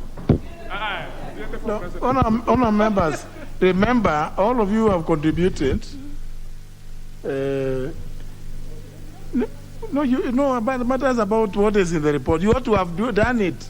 In an event, you spoke for only 3 minutes. You had 10 minutes. So you squandered your opportunity to, on this general debate, you have 10 minutes. But when you speak for 2 minutes, 1.5 minutes, and then later you want to point of order, I mean, it's really, that's becoming clever by an inch. Yeah? Please, from my list, the only person who appears here who has not contributed is the Honorable Millie Odhiambo. Do you want to contribute to this debate on this one or the other one? Very well. Thank you, Mr. Speaker. Mr. Speaker, at the onset, I want to say I support this motion. And Mr. Speaker, I want to declare at the onset that I don't know any of them. Indeed, I've actually had to clarify when I had a member referring to Mr. John Ogallo as the John Ogallo who was in prisons, and I'm told he is not. So as members of the House, we also need to refrain from whipping up emotions and speak factually. If it was the Mr. Ogallo of the prisons, perhaps would have raised that there may have been an issue raised about him. There is no issue that's been raised about this Mr. John Ogallo in relation to the Kenya prisons. Mr. Speaker, I am actually perturbed listening to very progressive members of the House who are using digital processes to communicate have a problem with a virtual interview. I wish that our main problem was something else. But we cannot sit here in this era and time and age like cavemen and cavewomen talking that you must appear before us in person. This is not a court of law where we want to look at your demeanor. And even in a court of law, if we look at your demeanor, we can also assess your demeanor virtually. So I don't understand what this story about that somebody is interviewed virtually. So what if you are interviewed virtually? Those who want to be interviewed else in different ways, really, that's up to you. But in this age and time in this country, that is the direction everyone is going. We are going digital. So why would you want to take us to a Stone Age era? Mr. Speaker, I think it is embarrassing even for members of parliament. Honorable Millie, I think you've spoken very well on that point, but maybe you needed to just make the point, which I thought Honorable Otiende Molo almost alluded to, that actually in 2020, this House, in its wisdom, collectively, amended the standing orders to provide for virtual transaction of business, and even during that period, interviewed many Kenyans virtually. So I think it is a moot point. Thank you, Mr. Speaker, actually, for even emphasizing that. I didn't actually want to speak to it because I had Honorable Otiende alluding to it.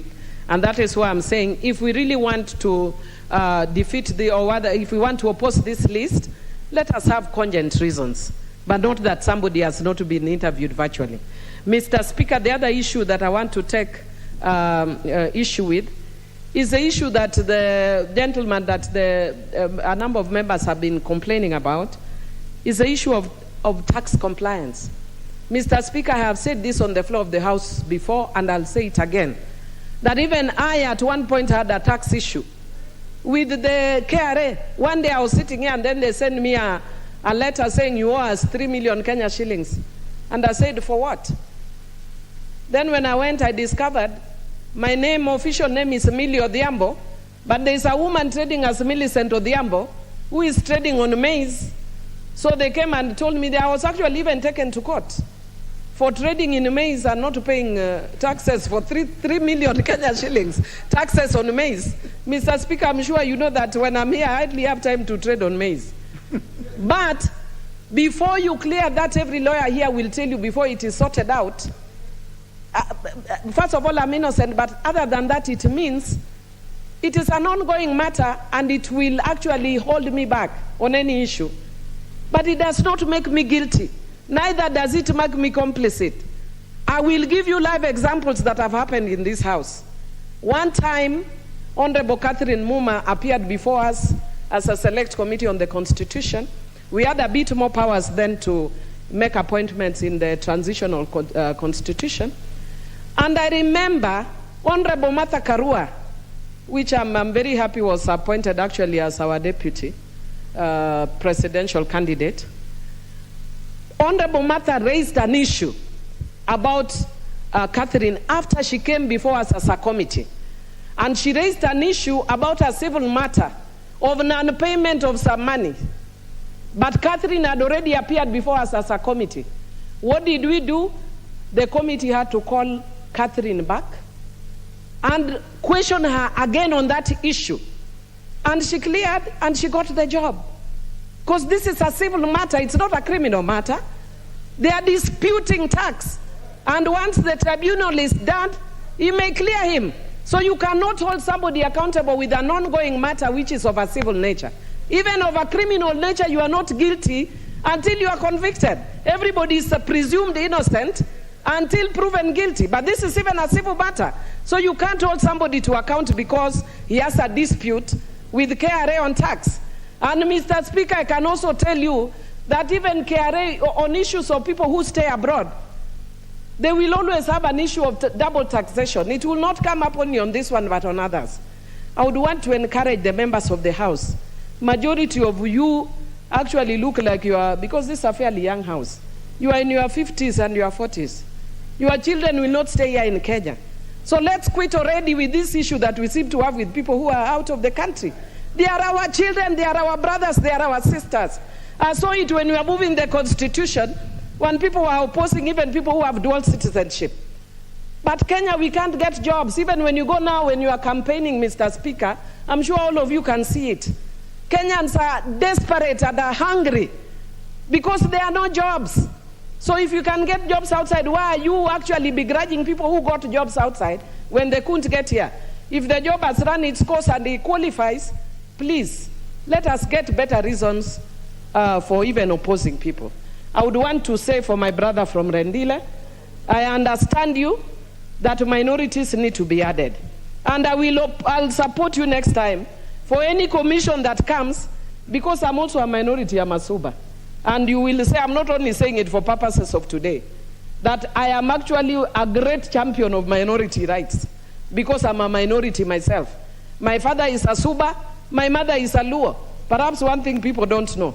And because of that, I push a minority agenda.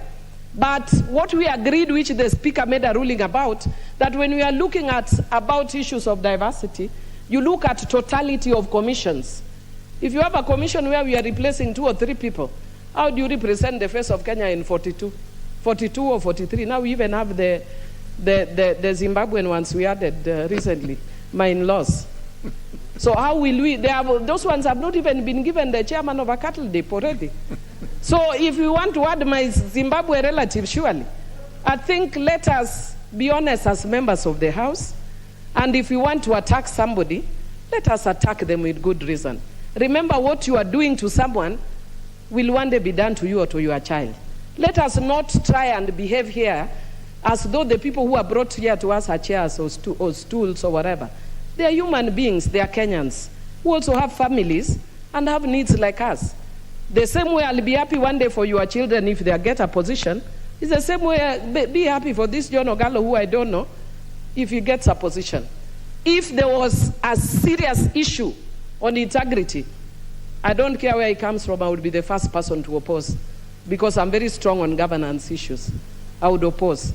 But having listened to members, I was almost tempted at some point to even infer that the problem was that the name begins with an O. But because no member made that inference, I will not say it. But I hope that we spell away any such thought from our minds and think Kenyan, because we are all Kenyan. And if somebody qualifies and has no blot, there is no governance blot in his CV, let them get what they deserve. So my brother, I'm sure the next time you have a Rendile, we will support. With those few remarks, Mr. Speaker, I support. Thank you. Very well, well spoken, Honorable Millie. From my list, the only person who hasn't spoken on this, but still appears, even though I see he's out, is the Honorable John Bunyasi, member for Nambale. But his name appears here, but I know he normally sits up there. He's not there. So even if I try to give him a chance to speak, I don't know whether his card is there or...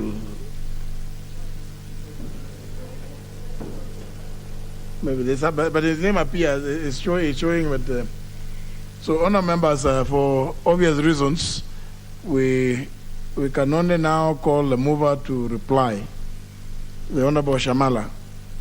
Thank you, Honorable Speaker. I wish to thank the members for this very robust debate and discussion. Special thanks to Honorable Otende Amolo for standing up really for rights of people who are not here to defend themselves and do not have a right of reply. I do not want to reopen the debate. I just want to say something that has not been said here. We must never forget the billions of shillings that the Kenyans in the diaspora are contributing to the economy of this country. Indeed, and in fact, during the COVID pandemic, if it were not for them sending this money home, then we ourselves know how terrible and how worse or just incredibly terrible the situation would have been. I think to disrespect our Kenyans who are in the diaspora as being lesser Kenyans is really a complete, absolute negative act of you are not patriotic. You cannot say that a Kenyan who works in the diaspora is not fit for a job in this country. With those few remarks, I do beg to reply. Thank you very much. That should conclude that bit. What remains is for the question to be put, which will be done when the House next sits, whenever that may be. Next order.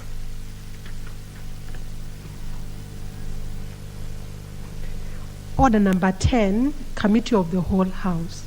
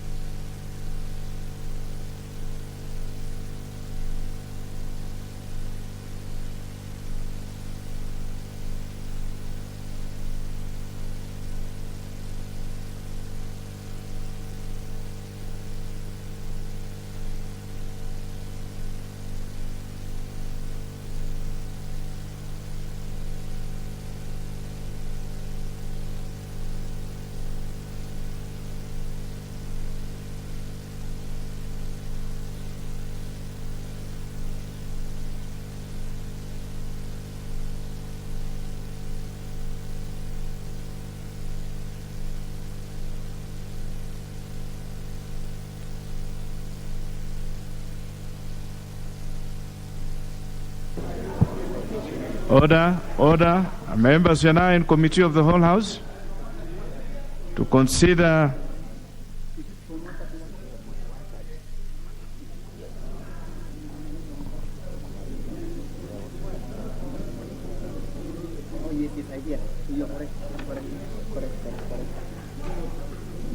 We are now in committee of the whole House to consider the Children's Bill, National Assembly Bill number 38 of 2021.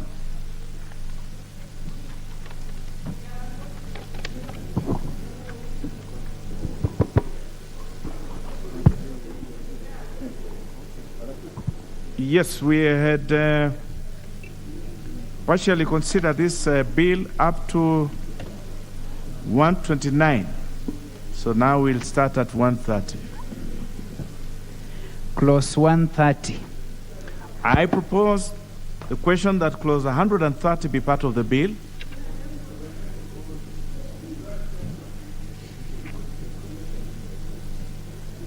Now, my understanding is that the Honorable Koske is representing the chair of the Labor Committee, and he will be, for purposes of this session, be referred to as the chair.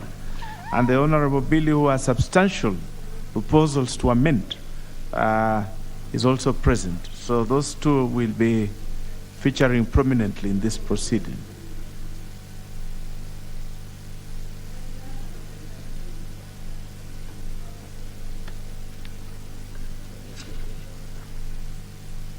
Yes, I propose the question that clause 130 be part of the bill. You have an amendment, yes, the Honorable Millie. Proceed.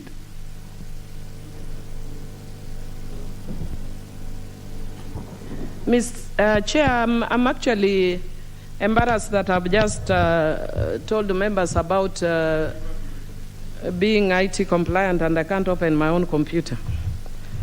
Thank you, Chair. Chair, I'm just wondering, or I was concerned that we needed the support of the legal team because we actually had a harmonization meeting.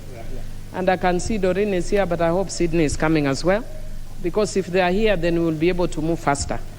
Chair, I wish to propose an amendment to clause 130, but with a further amendment, Mr. Chair. Chair, in my proposed amendment to clause 130, I was proposing that we insert a new paragraph immediately after paragraph C in the order paper. Chair, I opposed because I'm proposing a further amendment and you're a little distracted. Yes, proceed. Yes, I'm proposing a further amendment, which we have agreed with the chair of the committee, that had introduced the concept of an interested person, but we have agreed to adopt a different meaning. So I'm doing a further amendment to my own amendment. Instead of calling it an interested person, I will then use the term a person acting on behalf and in the best interest of a child. Chair, what basically this means is that we have persons that are identified in the bill as authorized people, which includes police officers, children officers, and all that.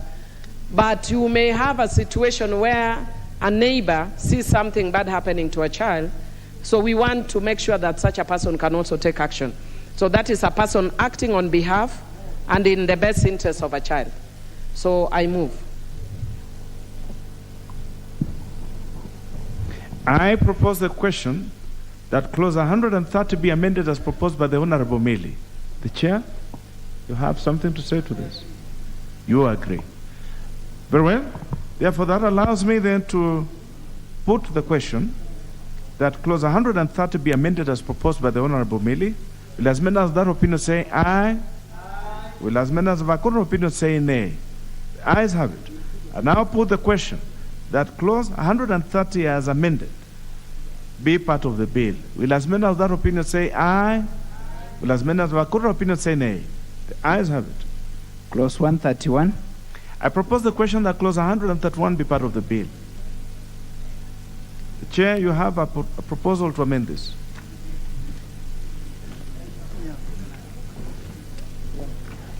Chair, I move that clause 131 be amended as per the order paper. And this is just to align with nomenclature changes, as the Directorate of Children's Services is now headed by the Secretary of Children's Services. I propose the question that clause 131 be amended as proposed by the chair. I now put the question that clause 131 be amended as proposed by the chair. Will as many of that opinion say aye? Will as many of the opinion say nay? The ayes have it. And now put the question. The Honorable Millie, you have, yes, you have a further amendment to this. I am not saying that. Proceed, the Honorable Millie.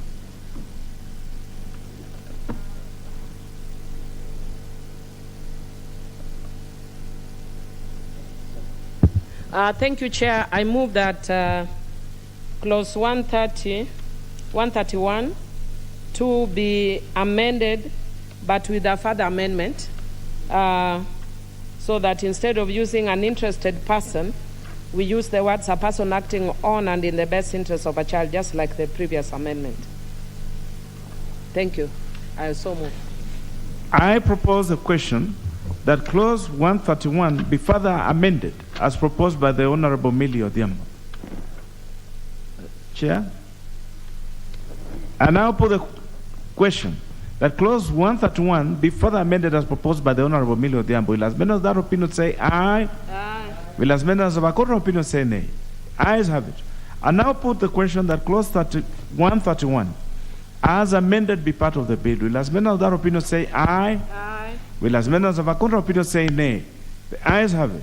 Clause 132. I propose the question that clause 132 be part of the bill. Chair, you have a proposal to this?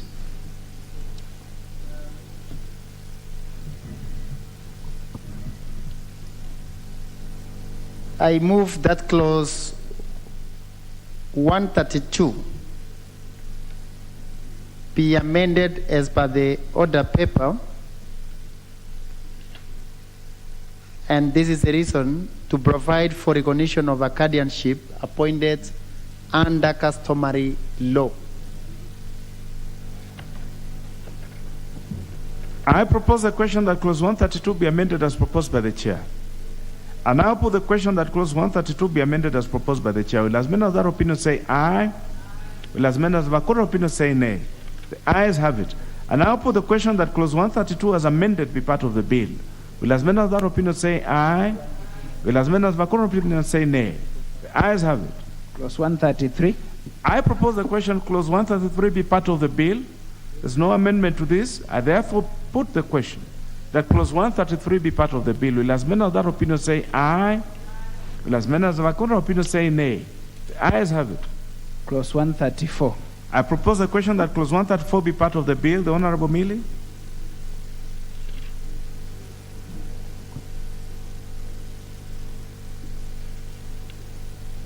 Thank you, Chair.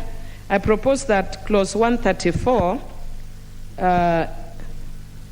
be amended as per the order paper, but with a further amendment to subclause C, and I'm going to explain why. So that Chair, the other ones really are really simple amendments. In the first one, we are removing "and" after the word "receive," because then, Mr. Speaker, we are dealing with the disjunctive, not conjunctive issue. And then also adding the word "misleading," so that it's not just false, but also misleading in the bill. But in which one is this? Sorry, by deleting, I was proposing that we delete the word "exceeding" appearing after the word "fine" and substitute the word "of not less than." Chair, what I'm proposing is, let me just refer to the bill because I'm proposing a further amendment there. And I'm sorry, Chair, because we were actually looking at this earlier, so.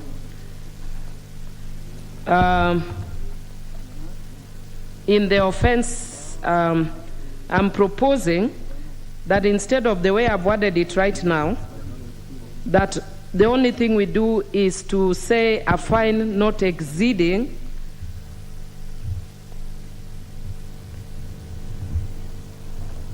$500,000, not 5 million, not 1 million shillings. The Honorable Millie, there's going to be a problem.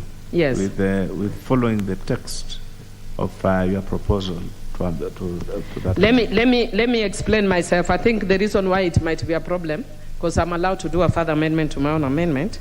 Let me take them one by one. So I will say in subclause, my first proposal in clause 134 of the bill be amended in subclause 1 by deleting the word "and" after the word "receive." So I hope, Chair, that one you are following me, because it would give it a totally different meaning. And then, by inserting the words "or misleading" immediately after the words "false" in paragraph C. In order? Is that in order? Yes. Then, Chair, I'm going to the offenses. My proposal was to delete the words "exceeding." Sorry. Oh, thank you. Chair, I've actually been helped because we had a meeting earlier.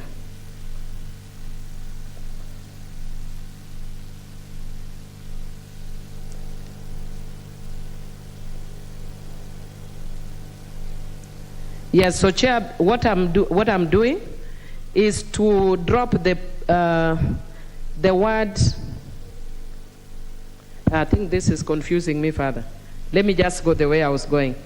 So, Chair, what I had proposed earlier in the last one, because we have agreed on the first two, my original proposal was to delete the word "exceeding" after the words "fine not" and substitute the words "of not less than."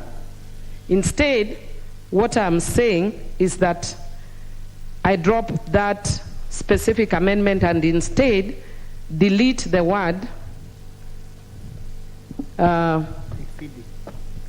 "1" and replace with "5." So my proposal is in that paragraph is delete 1 and replace with 5. That's all. That's my further amendment. Are you following me? I can read it out. 5 million, eh? Yes. Okay. So it becomes commits an offense and shall on conviction be liable to imprisonment for a term not exceeding 5 years or to a fine not exceeding 5 million shillings or to both. And the reason why I'm doing further amendment after consultation is that it gives great latitude but still gives discretion to the magistrate or the judge. We've got you, the Honorable Millie. Proceed. Thank you. So I move.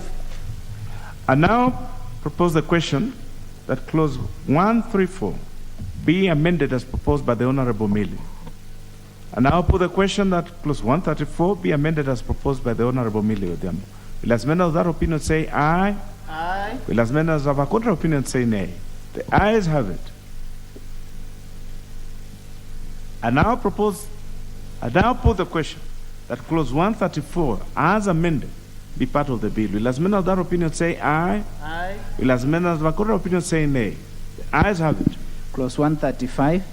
I propose the question that clause 135 be part of the bill. There's no proposal to this. I therefore put the question that clause 135 be part of the bill. Will as many of that opinion say aye? Aye. Will as many as of a contrary opinion say nay? Ayes have it. Clause 136. I propose the question that clause 136 be part of the bill. The Honorable Millie? Well, the Chair also has one to this. We will start with the Chair, then we'll come to you as the Honorable Millie. Clause 136. I move that clause 136 be amended as per the order paper. And this is to align with nomenclature changes, as the Directorate of Children's Services is now headed by the Secretary of Children's Services. I propose a question that clause 136 be amended as proposed by the Chair. I now put the question that clause 136 be amended as proposed by the chair. Will as many of that opinion say aye? Will as many as of a contrary opinion say nay? Ayes have it. Honorable Millie, you may move yours. Chair, I propose to move my amendment, but with, again, a further amendment.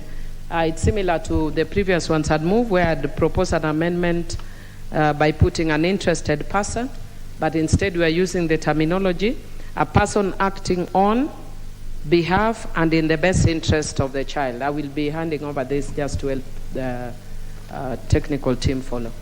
I so move. I propose the question that clause 136 be further amended as proposed by the Honorable Millie Odhiambo. I now put the question that clause 136 be further amended as proposed by the Honorable Millie Odhiambo.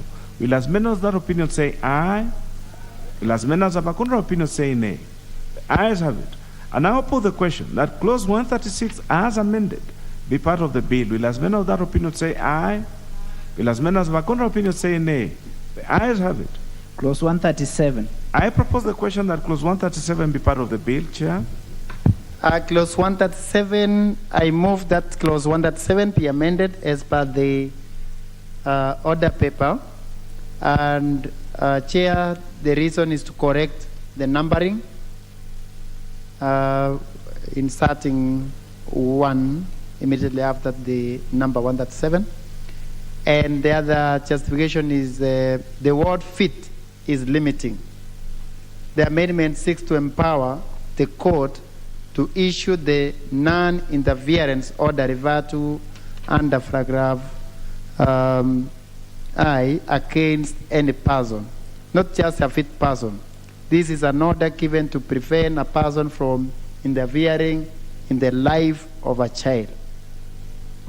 I propose the question that clause 137 be amended as proposed by the chair. I now put the question that clause 137 be amended as proposed by the chair. Will as many of that opinion say aye? Will as many as of a contrary opinion say nay?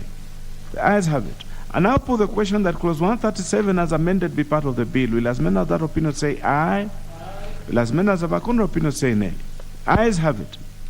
Clauses 138 and 139. I propose the question that clauses 138 and 139 be part of the bill. I now put the question that clauses 138 and 139 be part of the bill. Will as many of that opinion say aye? Will as many as of a contrary opinion say nay? The ayes have it. Clause 140. I propose the question that clause 140 be part of the bill. The Honorable Millie. Thank you, Chair. I propose that clause 140 be further amended by, instead of using the words interested person, we put a person acting on behalf and in the interest of the child. So I'm doing a further amendment to my own amendment as per the earlier ones. I so move. I propose the question that clause 140 be amended as proposed by the Honorable Millie. I now put the question that clause 140 be amended as proposed by the Honorable Millie. Will as many of that opinion say aye? Aye. Will as many as of a contrary opinion say nay? The ayes have it. I now put the question that clause 140 as amended be part of the bill. Will as many of that opinion say aye? Will as many as of a contrary opinion say nay? The ayes have it. Clause 141. I propose the question that clause 141 be part of the bill. I put the question that clause 141 be part of the bill. Will as many of that opinion say aye? Will as many as of a contrary opinion say nay? Ayes have it. Clause 142. I propose the question that clause 142 be part of the bill. The Honorable Millie. Thank you, Chair. I move that clause 142 be amended, but with a further amendment. And the further amendment is that I will drop the two by the word exceeding which I had proposed, and instead, and of not less than, but instead substitute the words 100,000 with the word million, 1 million. So the only amendment I will have is replace 100,000 with 1 million, which makes it enhances the sentence, but still gives latitude to the magistrate and discretion. Thank you. Very well. I now propose the question that clause 142 be amended as proposed by the Honorable Millie Odhiambo. I put the question that clause 142 be amended as proposed by the Honorable Millie Odhiambo. Will as many of that opinion say aye? Aye. Will as many as of a contrary opinion say nay? Ayes have it. I now put the question that clause 142 be part of the bill. Will as many of that opinion say aye? Aye. Will as many as of a contrary opinion say nay? Ayes have it. Clause 143. I propose the question that clause 143 be part of the bill. I put the question that clause 143 be part of the bill. Will as many of that opinion say aye? Aye. Will as many as of a contrary opinion say nay? The ayes have it. Clause 144. I propose the question that clause 144 be part of the bill. The Honorable Millie. Thank you, Chair. I move that clause 144 be amended as per the order paper. And Chair, the reason is that using the word street child stigmatizes the child. So I suggest that we call the child a child living on or off the streets, but not a street child. I so move. I propose the question that clause 144 be amended as proposed by the Honorable Millie Odhiambo. I now put the question that clause 144 be amended as proposed by the Honorable Millie Odhiambo. Will as many of that opinion say aye? Aye. Will as many as of a contrary opinion say nay? The ayes have it. I now put the question that clause 144 as amended be part of the bill. Will as many of that opinion say aye? Aye. Will as many as of a contrary opinion say nay? Ayes have it. Clause 145. I propose the question that clause 145 be part of the bill. I now put the question that clause 145 be part of the bill. Will as many of that opinion say aye? Aye. Will as many as of a contrary opinion say nay? Ayes have it. Clause 146. I propose the question that clause 146 be part of the bill. There are two proposals to this.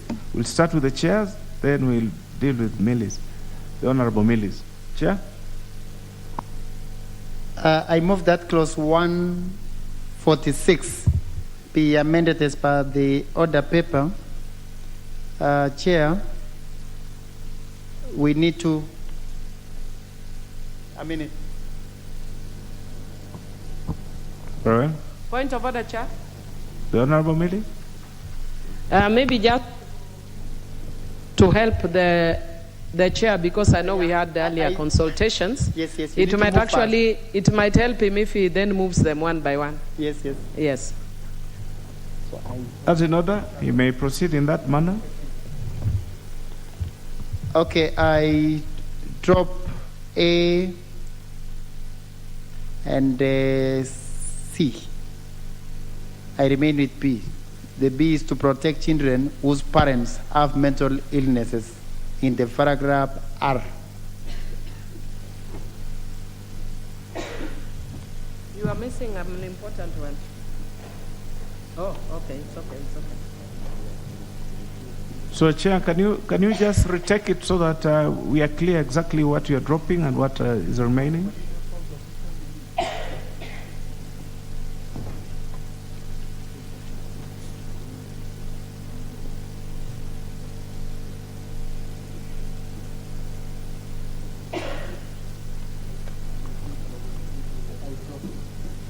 You only drop. Honorable Chair, I drop my amendments on that. Point of order, Chair. So that you move yours. Chair. Chair, sorry, it's a bit unique because we actually had discussions earlier. The committee actually has very good amendments. And I think because this bill is very, very big, so there may be a bit of confusion. I think the only one that the committee agreed to, we agreed the committee should drop is paragraph U, I think, so that the committee would then move their amendment in paragraph K that inserts the word intersex genital mutilation, in B by inserting the word mentally ill, in U by deleting, also the U is the one that they drop theirs and I pick.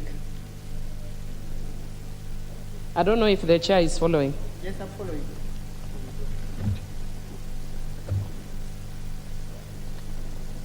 so that the chair would be moving the first two amendments. Correct. Yeah. Correct. So, Chair, you may wish to restate that you are not dropping because the record is that you have dropped, but you seem to. I think there's slight correction, Chair. Sorry. Yes, proceed. Clause 146. I move that clause 146 be amended as per the order paper, and the justification on A is to protect children who may undergo intersex genital mutilation to also benefit. And B is to protect children whose parents have mental illnesses in paragraph R. But I drop C. Yes. I drop C, Chair. Now that is clear. I now propose the question that clause 146 be amended as proposed by the chair. Will as many as our opinion say? Yes. Yeah. I now put the question that clause 146 be amended as proposed by the chair. Will as many of that opinion say aye? Aye. Will as many as of a contrary opinion say nay? The ayes have it. The Honorable Millie? Chair, I move that clause 146 be amended as per the order paper. And Chair, in A and AA, what we are basically doing is being very, very clear about children in need of care and protection, and also adding some categories that have been left out. And for instance, children who engage in sexual conduct of any kind, because the one that is already there, deleting you, which seems to imply that children can engage in sexual conduct at some level when actually it's considered a criminal offense. And then in those who, or children who are intersex and subjected to or likely to subjected to discriminatory treatment. And then in paragraph FF, by deleting the word differential and substituting it with discriminatory. And the reason is because, Chair, discriminatory is negative, but differential is not necessarily negative. It's more of an affirmative action initiative. And then inserting new instances where a child may be in need of care and protection under GG, or after GG, which would include HH, children from terminal or debilitating or chronic illnesses and whose parents are not able to take care, or children in need of medical treatment but are denied access for religious purposes. I so move. I propose the question that clause 146 be further amended as proposed by the Honorable Millie Odhiambo. And now put the question that clause 146 be amended further as proposed by the Honorable Millie Odhiambo. Will as many of that opinion say aye? Aye. Will as many of our opinion say nay? The ayes have it. And now put the question that clause 146 as amended be part of the bill. Will as many of that opinion say aye? Aye. Will as many of our opinion say nay? The ayes have it. Clause 147. I propose the question that clause 147 be part of the bill. Chair? Chair, I move that clause 147 be amended as per the order paper. And this is to align with nomenclature changes, as the Directorate of Children's Services is now headed by the Secretary of Children's Services. I propose the question that clause 147 be amended as proposed by the chair. And now put the question that clause 147 be amended as proposed by the chair. Will as many of that opinion say aye? Aye. Will as many of our contrary opinion say nay? The ayes have it. And now put the question that clause 147 as amended be part of the bill. Will as many of that opinion say aye? Will as many of our contrary opinion say nay? The ayes have it. Clauses 148, 149, and 150. I propose the question that clauses 148, 149, and 150. The Honorable Millie, what is out of order? Thank you, Chair. Actually, I had an amendment to 148. I just want to go on record that we have agreed that I drop it. Very well. Thank you. Honorable members, I'll have a retake on that then. I propose the question that clauses 148, 149, and 150 be part of the bill. I now put the question that clauses 148, 149, and 150 be part of the bill. Will as many of that opinion say aye? Will as many of that opinion say nay? The ayes have it. Clause 151. I propose the question that clause 151 be part of the bill. The Honorable Millie.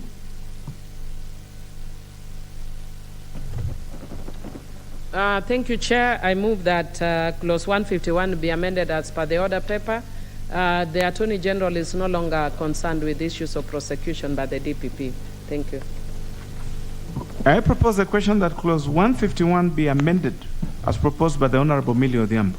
I now put the question that clause 151 be amended as proposed by the Honorable Millie Odhiambo. Will as many of that opinion say aye? Will as many of that opinion say nay? The ayes have it. I now put the question that clause 151 as amended be part of the bill. Will as many of that opinion say aye? Will as many of that opinion say nay? Ayes have it. Clause 152. I propose the question that clause 152 be part of the bill. There are two proposals to this, Chair. You'll go first. I move that clause 152 be amended as per the order paper. And this is the reason, Chair. This is to align with nomenclature changes, as the Directorate of Children's Services is now headed by the Secretary of Children's Services, and to correct misreferencing. I propose a question that clause 152 be amended as proposed by the Chair. I now put the question that clause 152 be amended as proposed by the Chair. Will as many of that opinion say aye? Will as many of that opinion say nay? The ayes have it. The Honorable Millie Odhiambo, proceed. Thank you, Chair. Chair, I propose that clause 152 be amended as per the order paper. And Chair, sometimes we forget that children belong both to mothers and fathers, so sometimes we discriminate against fathers. So in this instance, we are talking about instances where only mothers are imprisoned. What about if it's the father who was taking care of the children and not the mother? So I just wanted to add the fathers. And then in subparagraph 2, subparagraph 2, my second amendment I drop. So it's only the first one that I'm moving. Thank you, I move. I propose the question that clause 152 be further amended as proposed by the Honorable Millie Odhiambo. I now put the question that clause 152 be further amended as proposed by the Honorable Millie Odhiambo. Will as many of that opinion say aye? Aye. Will as many of that opinion say nay? The ayes have it. I now put the question that clause 152 as amended be part of the bill. Will as many of that opinion say aye? Aye. Will as many of that opinion say nay? The ayes have it. Clause 153. I propose the question that clause 153 be part of the bill. The Honorable Millie. Thank you, Chair. I move that I propose that clause 153 be amended as per the order paper, but with a further amendment. I drop the proposal to delete the word exceeding, and I drop the proposal to add the word less than, and instead propose to delete the word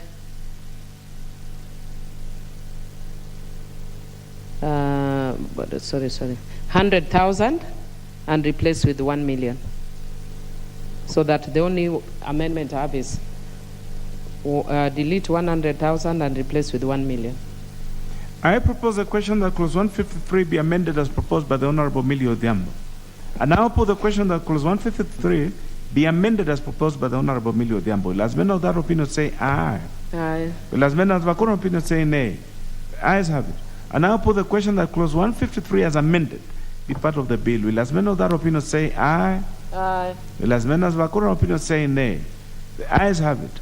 Clause 154. I propose the question that clause 154 be part of the bill. The Honorable Millie Odhiambo. Thank you, Chair. Chair, I move that clause 154 be amended by deleting subclause 6, which basically allows any person who is aggrieved by a care order to appeal to the court. I move. I propose a question that clause 154 be amended as proposed by the Honorable Emilio Odhiambo. I now put the question that clause 154 be amended as proposed by the Honorable Emilio Odhiambo. Will as many of that opinion say aye? Will as many of our opinion say nay? The ayes have it. I now put the question that clause 154 be part of the bill. Will as many of that opinion say aye? Will as many of our opinion say nay? The ayes have it. Clause 155. I propose the question that clause 155 be part of the bill. There are two proposals to this, Chair. Yes, Chair. I move that clause 155 be amended as per the order paper. And the reason, Chair, is to align with nomenclature changes as the Directorate of Children's Services is now headed by the Secretary of Children's Services. I propose the question that clause 155 be amended as proposed by the Chair. I now put the question that clause 155 be amended as proposed by the Chair. Will as many of that opinion say aye? Will as many of our opinion say nay? The ayes have it. The Honorable Emilio Odhiambo. Chair, I propose that clause 155 be amended as per the order paper. Just want to clarify that I gave the wrong reasons for 154, even though I still support the deletion, which we have done. And the reason for 154 had to do with discipline of children, which we know parents have, but if we put it as a proviso, it was actually negative. But for now, the reason I gave for the 154 is actually for this, that a person who is aggrieved by a care order may appeal to court. So just the reasoning is different, but the proposal remains the same, that we've deleted 154, and I'm proposing A to replace with a person who is aggrieved by a care order, or a new 6A, a person who is aggrieved by a care order to appeal to court. Thank you. I now put the question that clause 155 be further amended as proposed by the Honorable Emilio Odhiambo. Will as many of that opinion say aye? Will as many of our opinion say nay? The ayes have it. I now put the question that clause 155 as amended be part of the bill. Will as many of that opinion say aye? Will as many of our opinion say nay? Ayes have it. Clause 156. I propose the question that clause 156 be part of the bill. Chair?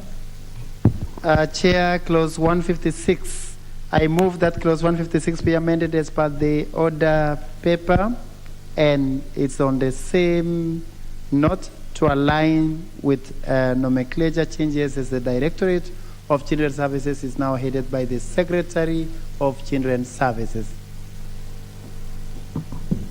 I propose the question that clause 156 be amended as proposed by the Chair. I now put the question that clause 156 be amended as proposed by the Chair. Will as many of that opinion say aye? Will as many of our opinion say nay? The ayes have it. I now put the question that clause 156 as amended be part of the bill. Will as many of that opinion say aye? Will as many of our opinion say nay? Ayes have it. Clause 157.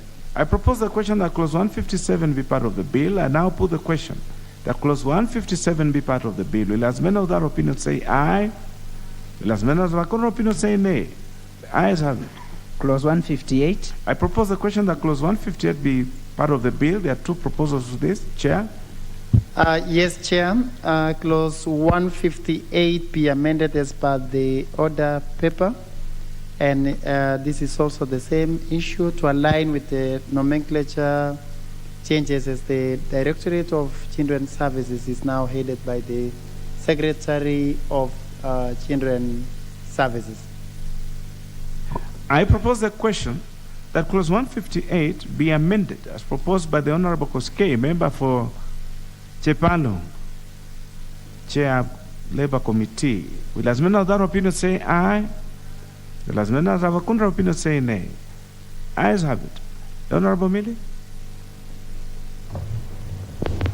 Thank you, Chair.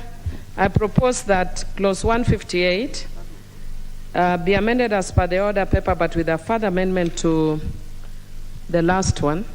For the first part, it's basically to sort out grammatical issues to make so that the center makes sense. But for the last one, where I was proposing a new subparagraph E to include an interested person, but going by the early amendments, we will use the wording, a person acting on behalf and in the best interest of the child. Thank you. I propose the question that clause 158 be further amended as proposed by the Honorable Millie Odhiambo. And now put the question that clause 158 be further amended as proposed by the Honorable Millie Odhiambo. Will as many of that opinion say aye? Will as many as Vakuna opinion say nay? The ayes have it. And now put the question that clause 158 as amended be part of the bill. Will as many of that opinion say aye? Will as many as Vakuna opinion say nay? The ayes have it. Clauses 159, 160, 161, and 162. I propose the question that clauses 159, 160, 161, and 162 be part of the bill. There are no amendments to this. I therefore now put the question that clauses 159, 160, 161, and 162 be part of the bill. Will as many of that opinion say aye? Will as many as of Vakuna opinion say nay? The ayes have it. Clause 163. I propose the question that clause 163 be part of the bill. The Honorable Millie Odhiambo. Chair, I propose that the clause 163 be amended as per the order paper. And Chair, this clause deals with a child who escapes from an institution. And all I'm seeking is that the court, before making any order, should get the views of a child, because sometimes children run from institution because of abuse. So it will be good for the courts to know why a child is running from an institution. I so move. I propose the question that clause 163 be amended as proposed by the Honorable Millie Odhiambo. And now put the question that clause 163 be amended as proposed by the Honorable Millie Odhiambo. Will as many of that opinion say aye? Will as many as of Vakuna opinion say nay? The ayes have it. And now put the question that clause 163 as amended be part of the bill. Will as many of that opinion say aye? Will as many as of Vakuna opinion say nay? The ayes have it. Clause 164. I propose the question that clause 164 be part of the bill. The Honorable Millie. Thank you, Chair. I will move my amendment in, with a further amendment. First, by dropping the first proposed amendment, and in the second one, by replacing, that's one clause 64.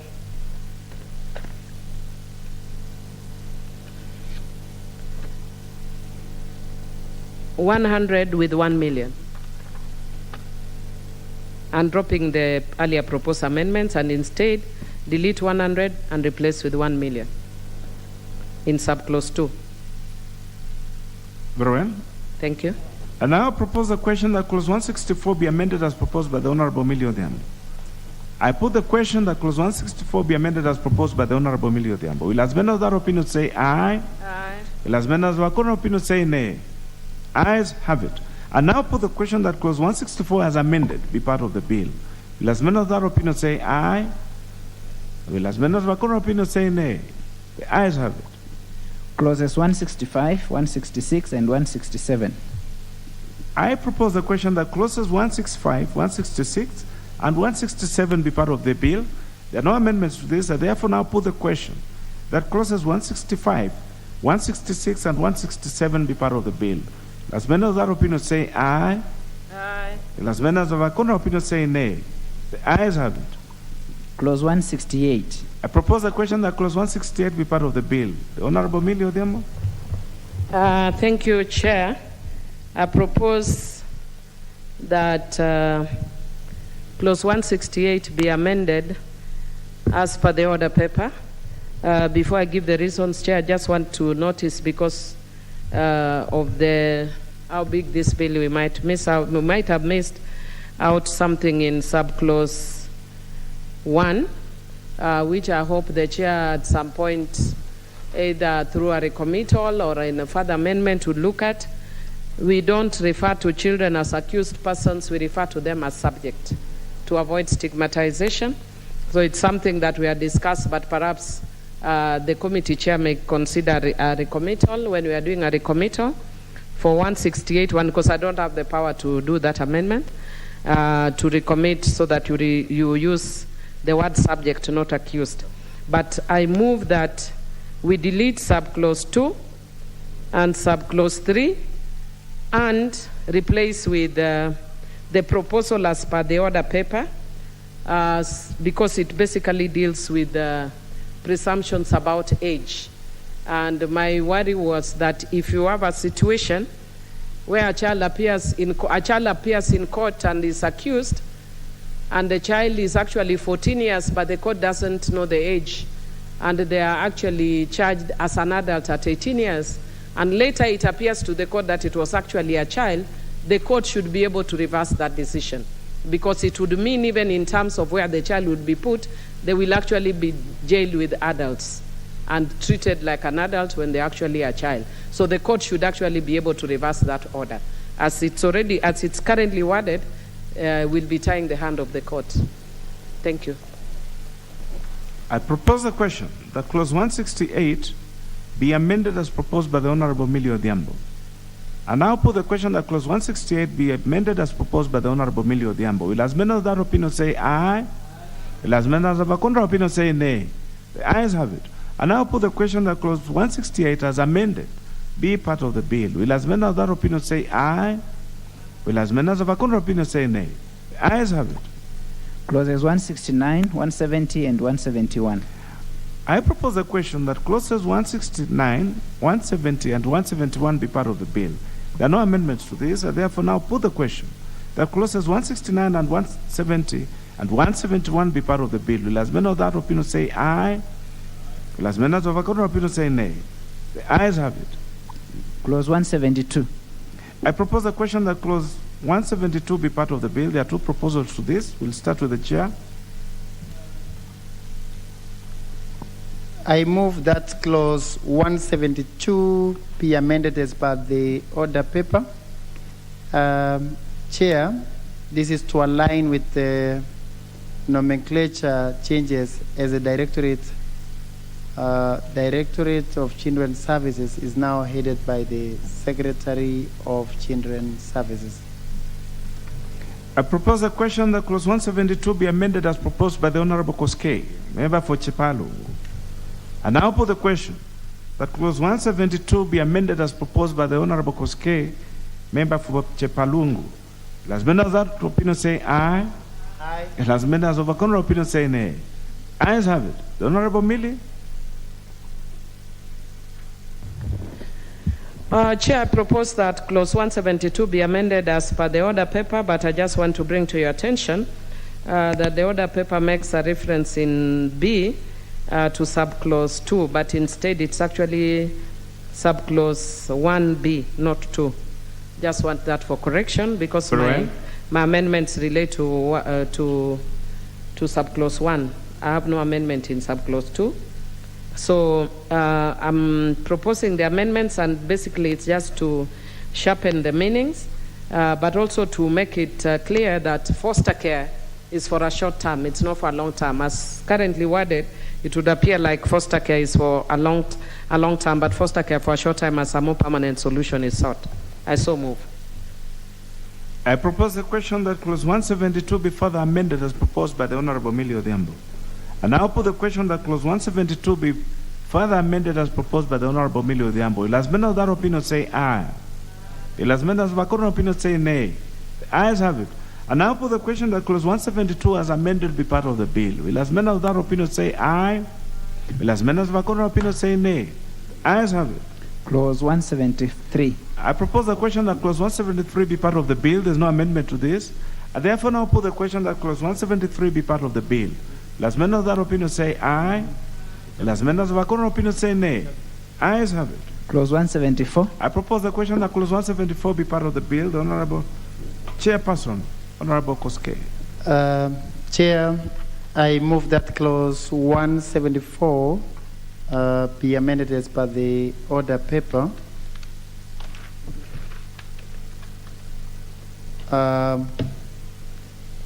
And these are the reasons, Chair.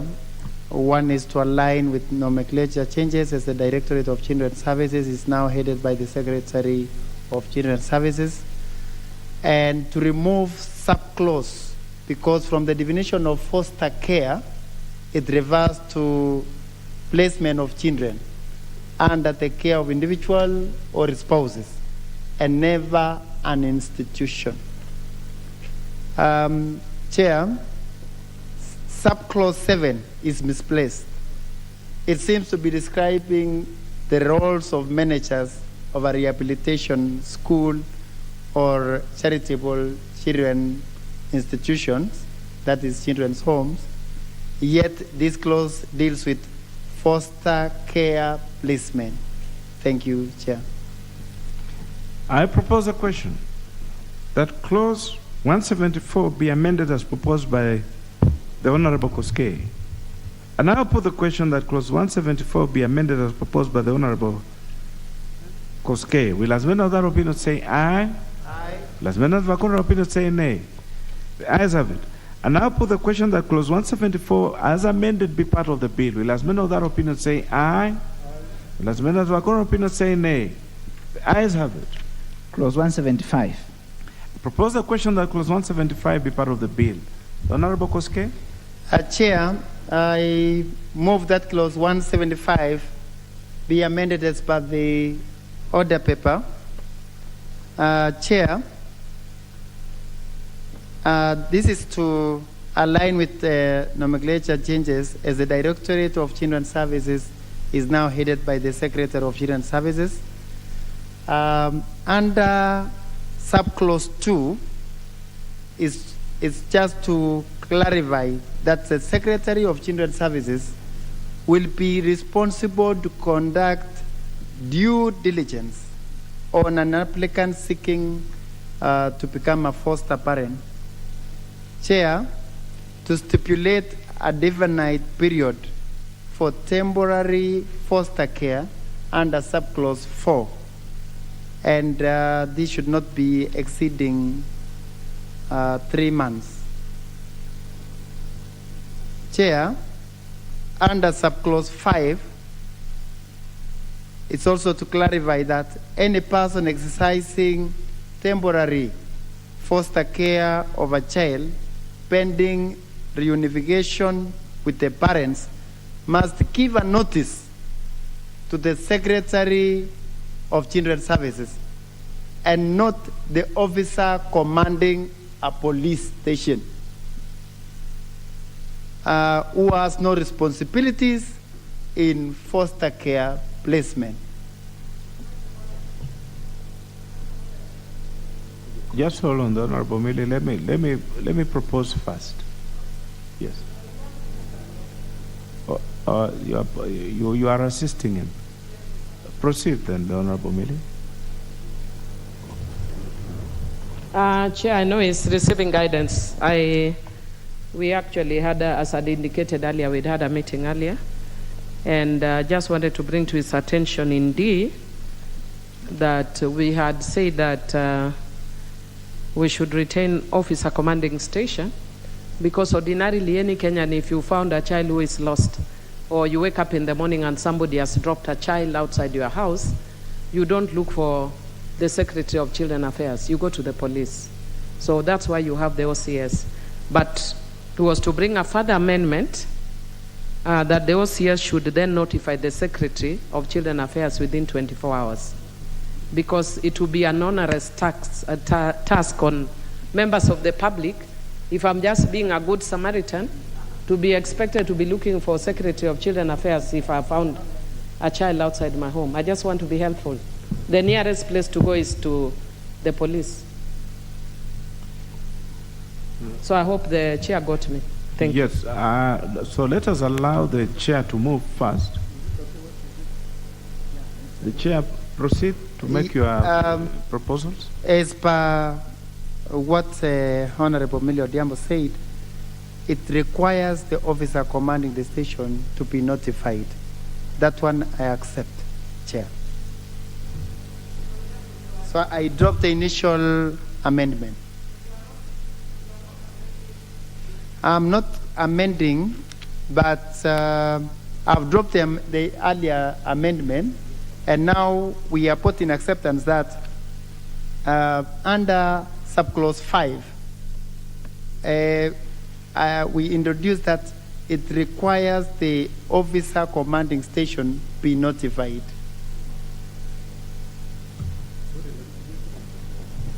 Could we have that text? Just then? to notify to the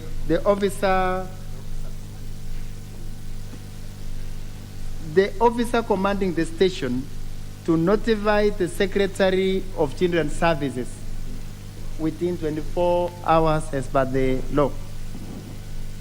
Which we need the text and where it will exactly fit in that clause 175. That is a new clause, new subclause 5A. 5A. 5. Correct. No, it's okay now. It's okay now. Yeah, the Honorable Millie. Yes. My understanding is that the chair of the committee is retaining his amendment of A and B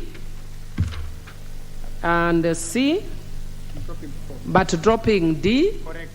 And introducing a new subclause that the OCS shall notify the Secretary of Children Affairs within 24 hours. Correct. Which comes then after subclause 5. Correct. Very well. So, Chair. Yeah, that's correct. So that is what the manner in which you wish to move it? Yes. We are retaining 1, 2, 3, Yes. but dropping 5, but introducing a new clause as per Honorable Emilio Diambo. Requiring the OCS be notified, so that is the one to now report to the Secretary of Children's Services within 24 hours. Very well. I now propose the question that clause 175 be amended as proposed by the chair. The Honorable Tonui Kiprotich, you wanted to say something to this? I wanted to say something previously, All but right. after that correction, I'm okay. Right. I now put the question that clause 175 be amended as proposed by the chair. Will as many of that opinion say aye? Will as many of the contrary opinion say nay? The ayes have it. I now put the question that clause 175 as amended be part of the bill. Will as many of that opinion say aye? Will as many of the contrary opinion say nay? The ayes have it. Clause 176. I propose the question that clause 176 be part of the bill. The Honorable Koske. Chair, I move that clause 176 be amended as per the order paper. Under clause 176, this is to provide for the right of intersex children to receive foster care and not impeded the gender rule thereunder. Chair, further, to park animals or persons of questionable repute, such as pedophiles, child traffickers, and other criminals stated in the fourth schedule from fostering children in order to safeguard the welfare of children. Thank you, Chair. I propose the question that clause 176 be amended as proposed by the chair. I see interest from the Honorable Tonu. I just want to support that. I Right. believe the people with criminal records should never be given responsibility over any child. So I support. I now put the question that clause 176 be amended as proposed by the Honorable Koske. Will as many of that opinion say aye? Will as many of the contrary opinion say nay? The ayes have it.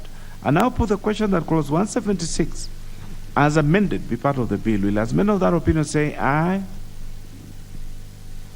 I now put the question that clause 176 as amended be part of the bill. Will as many of that opinion say aye? Will as many of the contrary opinion say nay? The ayes have it. Clause 177. I propose the question that clause 177 be part of the bill. Chair? Thank you, Chair. I move that clause 177 be amended as per the order paper. This is to align with nomenclature changes, as the Directorate of Children's Services is now headed by the Secretary of Children's Services. And number 2, Chair, the second amendment is to seek to clarify the provision. I propose the question that clause 177 be amended as proposed by the chair. And now put the question that clause 177 be amended as proposed by the chair. Will as many of that opinion say aye? Will as many of the opinion say nay? The ayes have it. And now put the question.